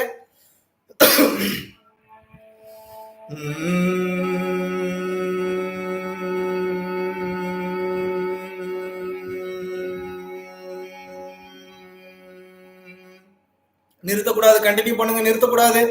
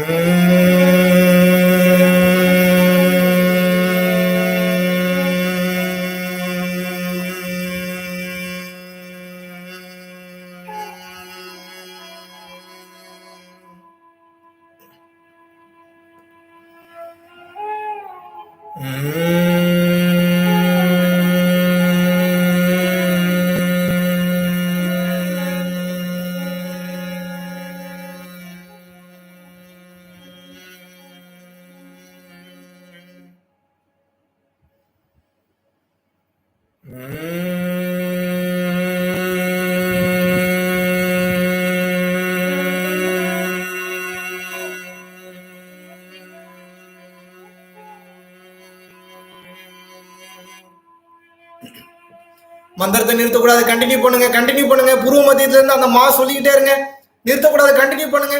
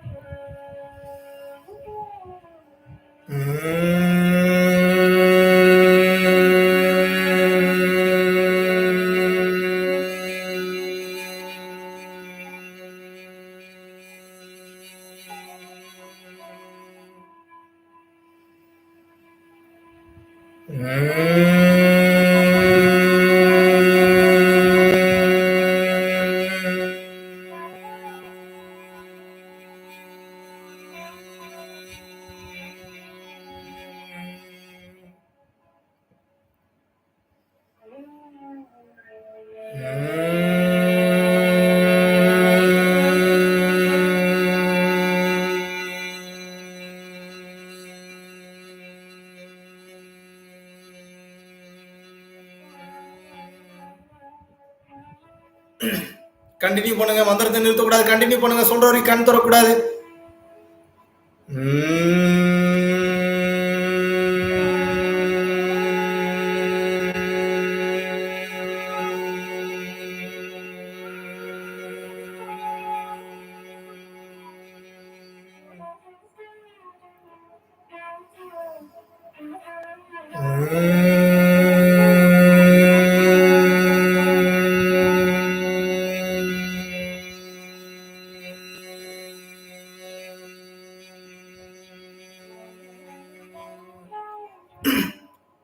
நிமிர்ந்து உட்காருங்க, முதுகு தண்டு கீழே போக கூடாது, முதுகு தண்டு ஸ்ட்ரைட்டா இருக்கணும். கண்டினியூ பண்ணுங்க, மந்திரத்தை கண்டினியூ பண்ணுங்க.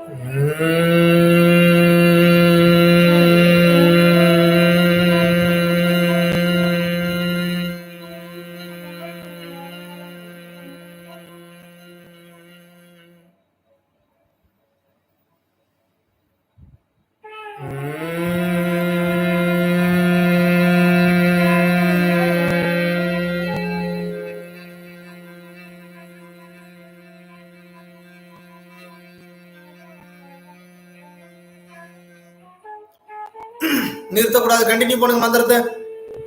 முதுகு தண்டு ஸ்ட்ரைட்டா இருக்கணும். சின்முத்திரையில இருங்க. புருவ மத்தியத்துல இருந்து மா சொல்லுங்க. கண்டினியூவா அந்த மா கண்டினியூவா மான்னு சொல்ற மாதிரி தான் சொல்லணும். சொல்லக்கூடாது. மா சொல்ற மாதிரி சொல்லணும். வாய் மூடி சொல்லணும். கண்டினியூ பண்ணுங்க.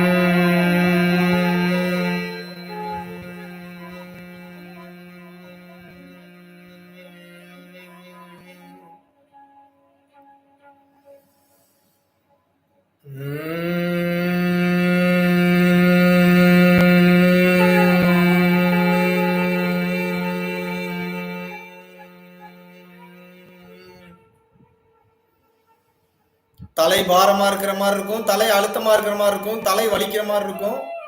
இருந்தாலும் கண்டினியூ பண்ணுங்க. மந்திரத்தை சொல்லுங்க. சொல்லுங்க.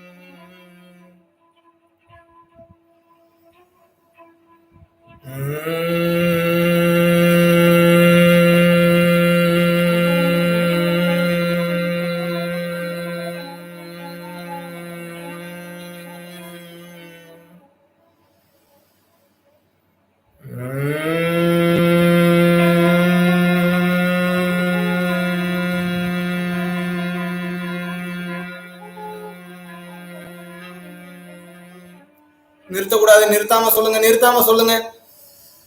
நான் நிறுத்துங்கன்னு சொல்ற வரைக்கும் நிறுத்தக்கூடாது.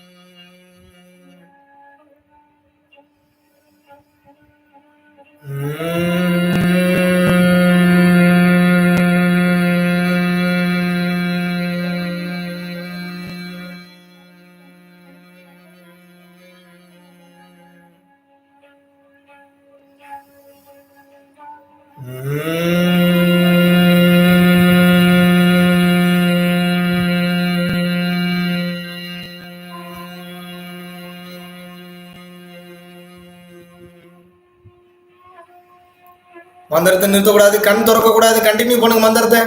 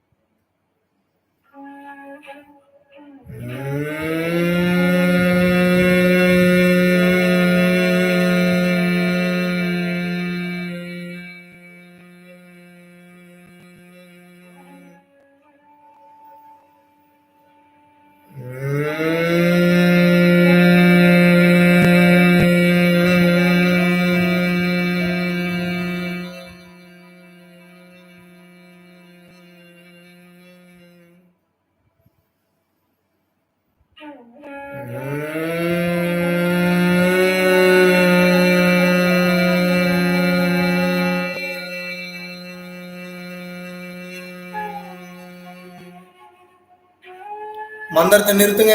உங்களோட கவனத்தை புருவ மத்தியத்தில் வைங்க. கண் திறக்க கூடாது. உங்களோட மொத்த கவனத்தை அப்படியே புருவ மத்தியத்தில் வச்சுட்டு அப்படியே உட்காந்துக்குங்க. மனம் அங்கங்க போனாலும் பரவாயில்ல, மறுபடியும் புருவ மத்தியத்துக்கு கொண்டு வந்து அப்படியே வச்சுக்கோங்க. அப்படியே புருவ மத்தியத்திலே வைங்க உங்களோட கண்களை. உங்களோட கவனத்தை அப்படியே புருவ மத்தியத்தில் வைங்க. கண் திறக்க கூடாது.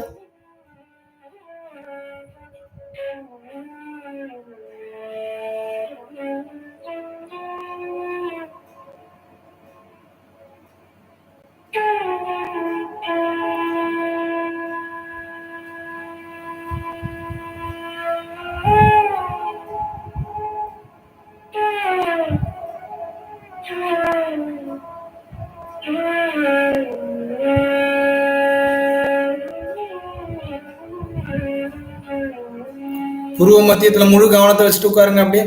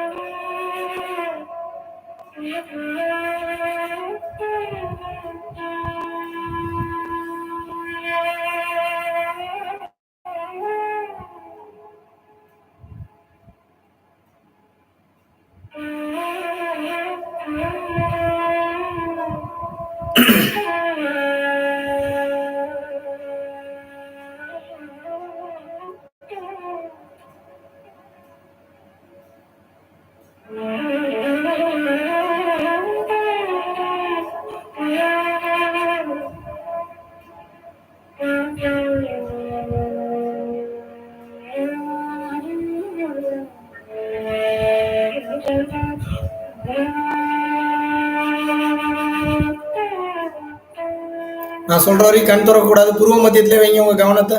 முழு கவனத்தை புருவ மத்தியத்தில் வச்சுட்டு உட்காருங்க. கண் மூடி இருக்கணும். உங்க கவனம் புருவ மத்தியத்துக்குள்ள இருக்கணும். நடு தலைக்குள்ள உங்களோட கவனம் இருக்கணும்.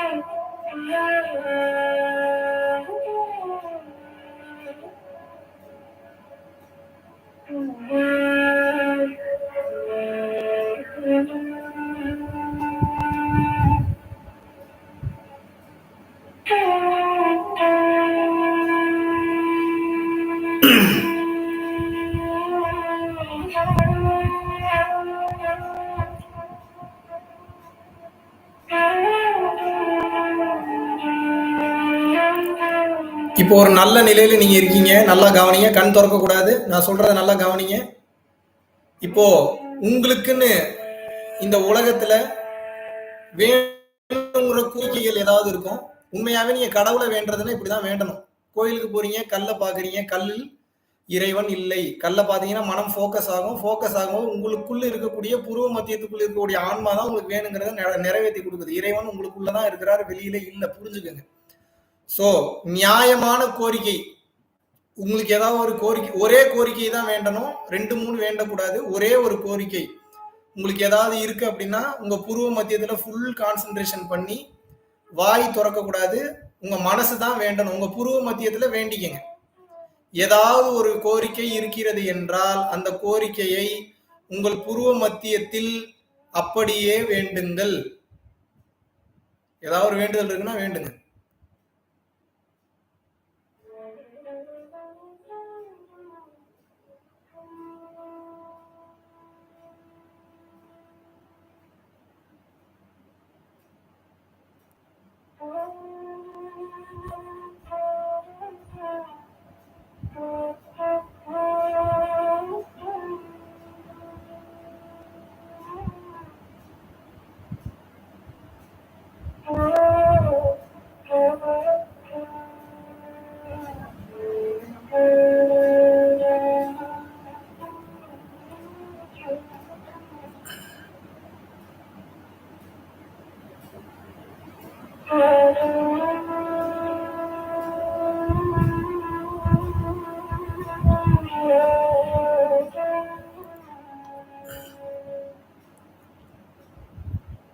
இப்ப 2 கையும் கூப்பிக்கங்க. 2 கையும் கும்பிட்ட மாதிரி வச்சுட்டு இப்ப குரு வணக்கம் சொல்லி முடிக்க போறோம். கண் திறக்க வேண்டாம்.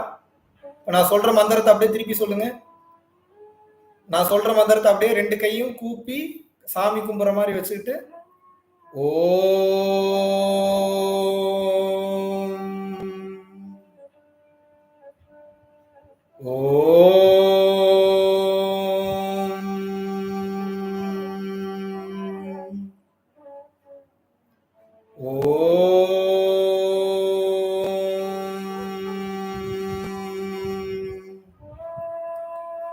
குருவே சரணம்.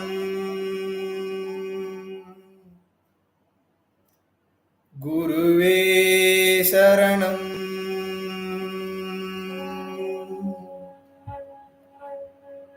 குருவே சரணம்.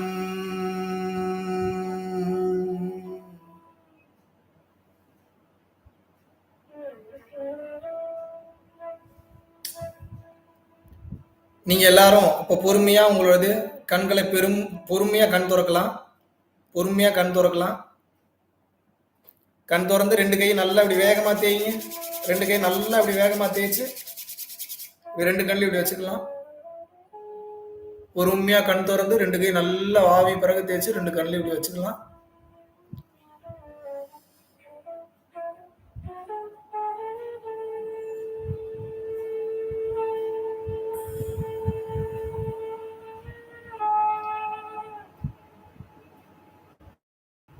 அப்படியே ரிலாக்ஸ் ஆகிக்கலாம். எல்லாருமே ரிலாக்ஸ் ஆகிக்கலாம். தண்ணி குடிக்கணும்னு தோணுச்சுன்னா கீழே தண்ணி இருந்ததுன்னா எடுத்து தண்ணி குடிச்சுக்கோங்க.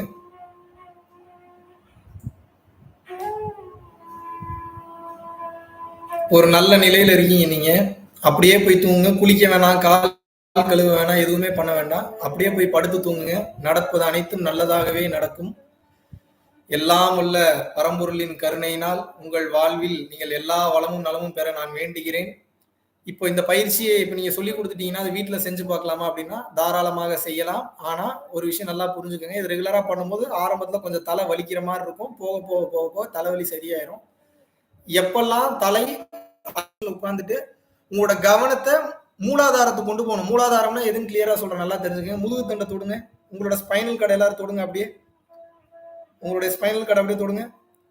அந்த ஸ்பைனல் கார்டு அப்படியே கீழே கொண்டு வந்தீங்கன்னா கீழே முடிகிற இடம், அதாவது ஆசன வாய்க்கு மேல முதுகுத்தண்டு கீழே ஒரு சின்ன ஒரு சதை போன்ற அமைப்பு இருக்கும். அதான் வந்து மூலாதாரம். அந்த மூலாதாரத்தை எப்பெல்லாம் தலைவலிக்குதோ அப்ப கண்ணை மூடி உட்காந்து மூலாதாரத்துல ஜஸ்ட் போக்கஸை மட்டும் கொண்டு போயிட்டீங்கன்னா ஒரு 1/2 மணி நேரம் 1 மணி நேரம் கவனிச்சு வாரத்துக்கு ஒரு டைம் பழகிட்டீங்கன்னா தலைவலிக்கும் போது மூலாதாரத்தை கவனிச்சீங்கன்னா தலைவலி இறங்கி விடும். ரொம்ப ரொம்ப ரொம்ப ரொம்ப சிம்பிள், நத்திங் எல்ஸ். இது எப்படி எடுத்தோடனே மூலாதாரத்தை கவனத்தை கொண்டு போறது அப்படின்னா ரொம்ப ரொம்ப ரொம்ப ரொம்ப ஈஸி. மூலாதாரத்துல லைட்டா கிள்ளுங்க, ரத்தம் வர அளவு கிள்ளிட போறீங்க. லைட்டா கிள்ளினீங்கன்னா அந்த இடத்துல வலி உணர்வு லைட்டா இருக்குமோ அந்த இடத்துல ஈஸியா கவனம் கொண்டு போயிடலாம். இது எப்ப நீங்க கவனிக்கணும்னா தலைவலிக்கும் போது மட்டும்தான் கவனிக்கணும். ஸோ இது வந்து ஒரு எளிமையான பயிற்சி, பட் சக்தி வாய்ந்த பயிற்சி. பரம்பொருள் யோகம் இதோட 1000 மடங்கு சக்தி வாய்ந்த பயிற்சி. ஸோ பரம்பொருள் யோகம் ஆல்ரெடி தீட்சை வாங்கினவங்க இதை பண்ணலாமான்னு கேட்டா அவசியமே கிடையாது. இதோட உயர்ந்த கட்ட பயிற்சி உங்களுக்கு நான் சொல்லி கொடுத்துட்டேன். அதனால பரம்பொருள் யோகம் தீட்சை வாங்கினவங்க பரம்பொருள் யோகம் மட்டும் பண்ணுங்க. நிறைய பேர் கமெண்ட்ஸ்ல ரெகுலரா வந்து எங்களுக்கு பயிற்சி சொல்லிக் கொடுங்க, எங்களுக்கு ஏதாவது சொல்லிக் கொடுங்கன்னா எங்களால இல்லத்தரசிகளா இருக்கோம், எங்களால நாங்களும் இந்த ஆன்மீகத்தை டிராவல் பண்ணணும்னு நினைக்கிறோம், பட் எங்களால முடிய மாட்டேங்குது அப்படின்னு கேட்கறவங்களுக்காக எளிமையா வந்து இந்த விஷயத்த வந்து சொல்லி கொடுத்துருக்கோம். ஸோ தலை வலிக்கும் போது மட்டும் மூலாதாரம், மற்ற நேரம் டெய்லியும் ஒரு 20 நிமிஷத்துல 30 நிமிஷம் ரெகுலரா அதை பிராக்டிஸ் பண்ண ஆரம்பிச்சுட்டே வாங்க. வாழ்க்கையில் பல மாற்றங்கள் தெரியும். உடம்பு ஹீட் ஏறும்போது, உடம்புல வேதிவினை மாற்றங்கள் நடக்கும்போது பரம்பொருள் ஃபவுண்டேஷன் ஸ்பேஸ் பாடி ஹீட் அப்படின்னு யூடியூப்ல சர்ச் பாக்ஸ் அடிச்சீங்கன்னா வீடியோ வரும். அதை பார்த்துட்டீங்கன்னா அதை ஃபாலோ பண்ணீங்கன்னாவே உடலில் ஏற்படும் வேதிவினை மாற்றங்களை எளிதாக நீங்கள் சமன்படுத்திக் கொள்ளலாம். ரொம்ப சிம்பிள். உடம்புல உஷ்ணம் ஏறினாதான், சுத்த உஷ்ணம் ஏறினாதான் கர்ம பதிவுகள் அழியும். சுத்த உஷ்ணம் ஏறும்போது அதை தாங்கி நான் என்ன ரெகுலரா இளநீர் குடிக்கிறது, மோர் குடிக்கிறது. வெறும் வயிற்றுல குடிக்கக்கூடாது இளநீர். மத்தியானத்துக்கு மேல சாப்பிட்டு ஒரு 2 மணி நேரம் கழிச்சுதான் இளநீர் குடிக்கணும், மோர் அடிக்கடி குடிக்கணும். அதுக்கப்புறம் வந்து பாத்தீங்கன்னா டெய்லி 2 வேளை குளிக்கிறது. சோப்பு போட்டு குளிக்கிறீங்களோ இல்லையோ, பச்சை தண்ணியில டெய்லி 2 வேளை காலையில சாயந்தரமும் குளிச்சிருங்க. அது போக வேற என்னெல்லாம் பண்ணணும் அப்படின்றத உங்களுக்கு நான் கிளியரா அந்த வீடியோல பேசியிருக்கேன். ஸோ அதை ரெகுலரா பாருங்க. ரொம்ப சந்தோஷம். இந்த குரு பூர்ணிமா அன்னைக்கு இப்படி ஒரு அருமையான வாய்ப்பை வழங்கி அந்த இறைவனுக்கும் எனது குருமார்களுக்கும் இவ்வளவு பொறுமையா இவ்வளவு அற்புதமா உட்கார்ந்து இந்த செஷன் அட்டன் பண்ண உங்க எல்லாத்துக்கும் வந்து நான் நன்றி சொல்ல கடமைப்பட்டுள்ளேன். ஸோ அடுத்தடுத்து இங்க மலேசியாலையும் கிளாஸஸ் இருக்கிறதுனால அதுக்குண்டான அரேஞ்ச்மெண்ட் ஒர்க்ஸ் எல்லாமே போயிட்டு இருக்கு. ஸோ நீங்கள் அனைவரும் உங்கள் வாழ்வில் நீலாயுள், நிறை செல்வம், வான் புகழ், நற்பேறு, நன்னிலம், நன்மக்கள் பெற்று மெய்ஞானம் ஓங்கி இந்த பிறவியிலேயே பிறவியில்லா பெருவாழ்வை அடைய எல்லாம் வல்ல பரம்பொருளையும் குருமார்களையும் பிரார்த்திக்கின்றேன். அருட்பெரும் ஜோதி விரைவில் உங்கள் வாழ்வில் பிரகாசிக்கட்டும். குருவின் பரிபூரண அருளாசிகள். மலேசியா மற்றும் மலேசியாவை சார்ந்த பகுதிகளில் இருக்கிறவங்க வருகின்ற 16/7/2022 ஜோஹர் பாரு ஜேபி சிட்டி அதுல வந்து ஒரு நாள் வகுப்பு கண்டக்ட் பண்ணியிருக்கோம். ஸோ ஆல்மோஸ்ட் சீட்ஸ் ஃபுல் ஆயிடுச்சு. இன்னும் ஒரு 10 பேருக்குள்ளதான் வந்து கலந்துக்க முடியும். ஸோ விருப்பப்படுறவங்க கொஞ்சம் சீக்கிரம் உங்களுடைய பெயரை முன்பதிவு செய்து கொள்ளலாம். அதை தொடர்ந்து ஷா அலாம்ல வந்து பாத்தீங்கன்னா மலேசியாவில் இருக்கிறவங்களுக்கு தெரியும், 24/7/2022 ஒரு நாள் வகுப்பு பரம்பொருள் யோகம் வகுப்பு நேரடி வகுப்பு வந்து ஷா அலாம் மலேசியாவில் கண்டக்ட் பண்றோம். ஸோ விருப்பம் உள்ளவர்கள் அங்கேயும் வந்து கலந்து கொள்ளலாம். நீங்கள் அனைவரும் எல்லா வளமும் நலமும் பெற்று வாழ வேண்டுகிறேன். குருவின் பரிபூரண அருளாசியில் வாய்ப்பு இருக்கும் போது மீண்டும் ஒரு முறை மீண்டும் நேரலையில் வந்து உங்கள் அனைவரையும் வந்து சந்திக்கிறேன். நன்றி, வணக்கம். Thank you so much.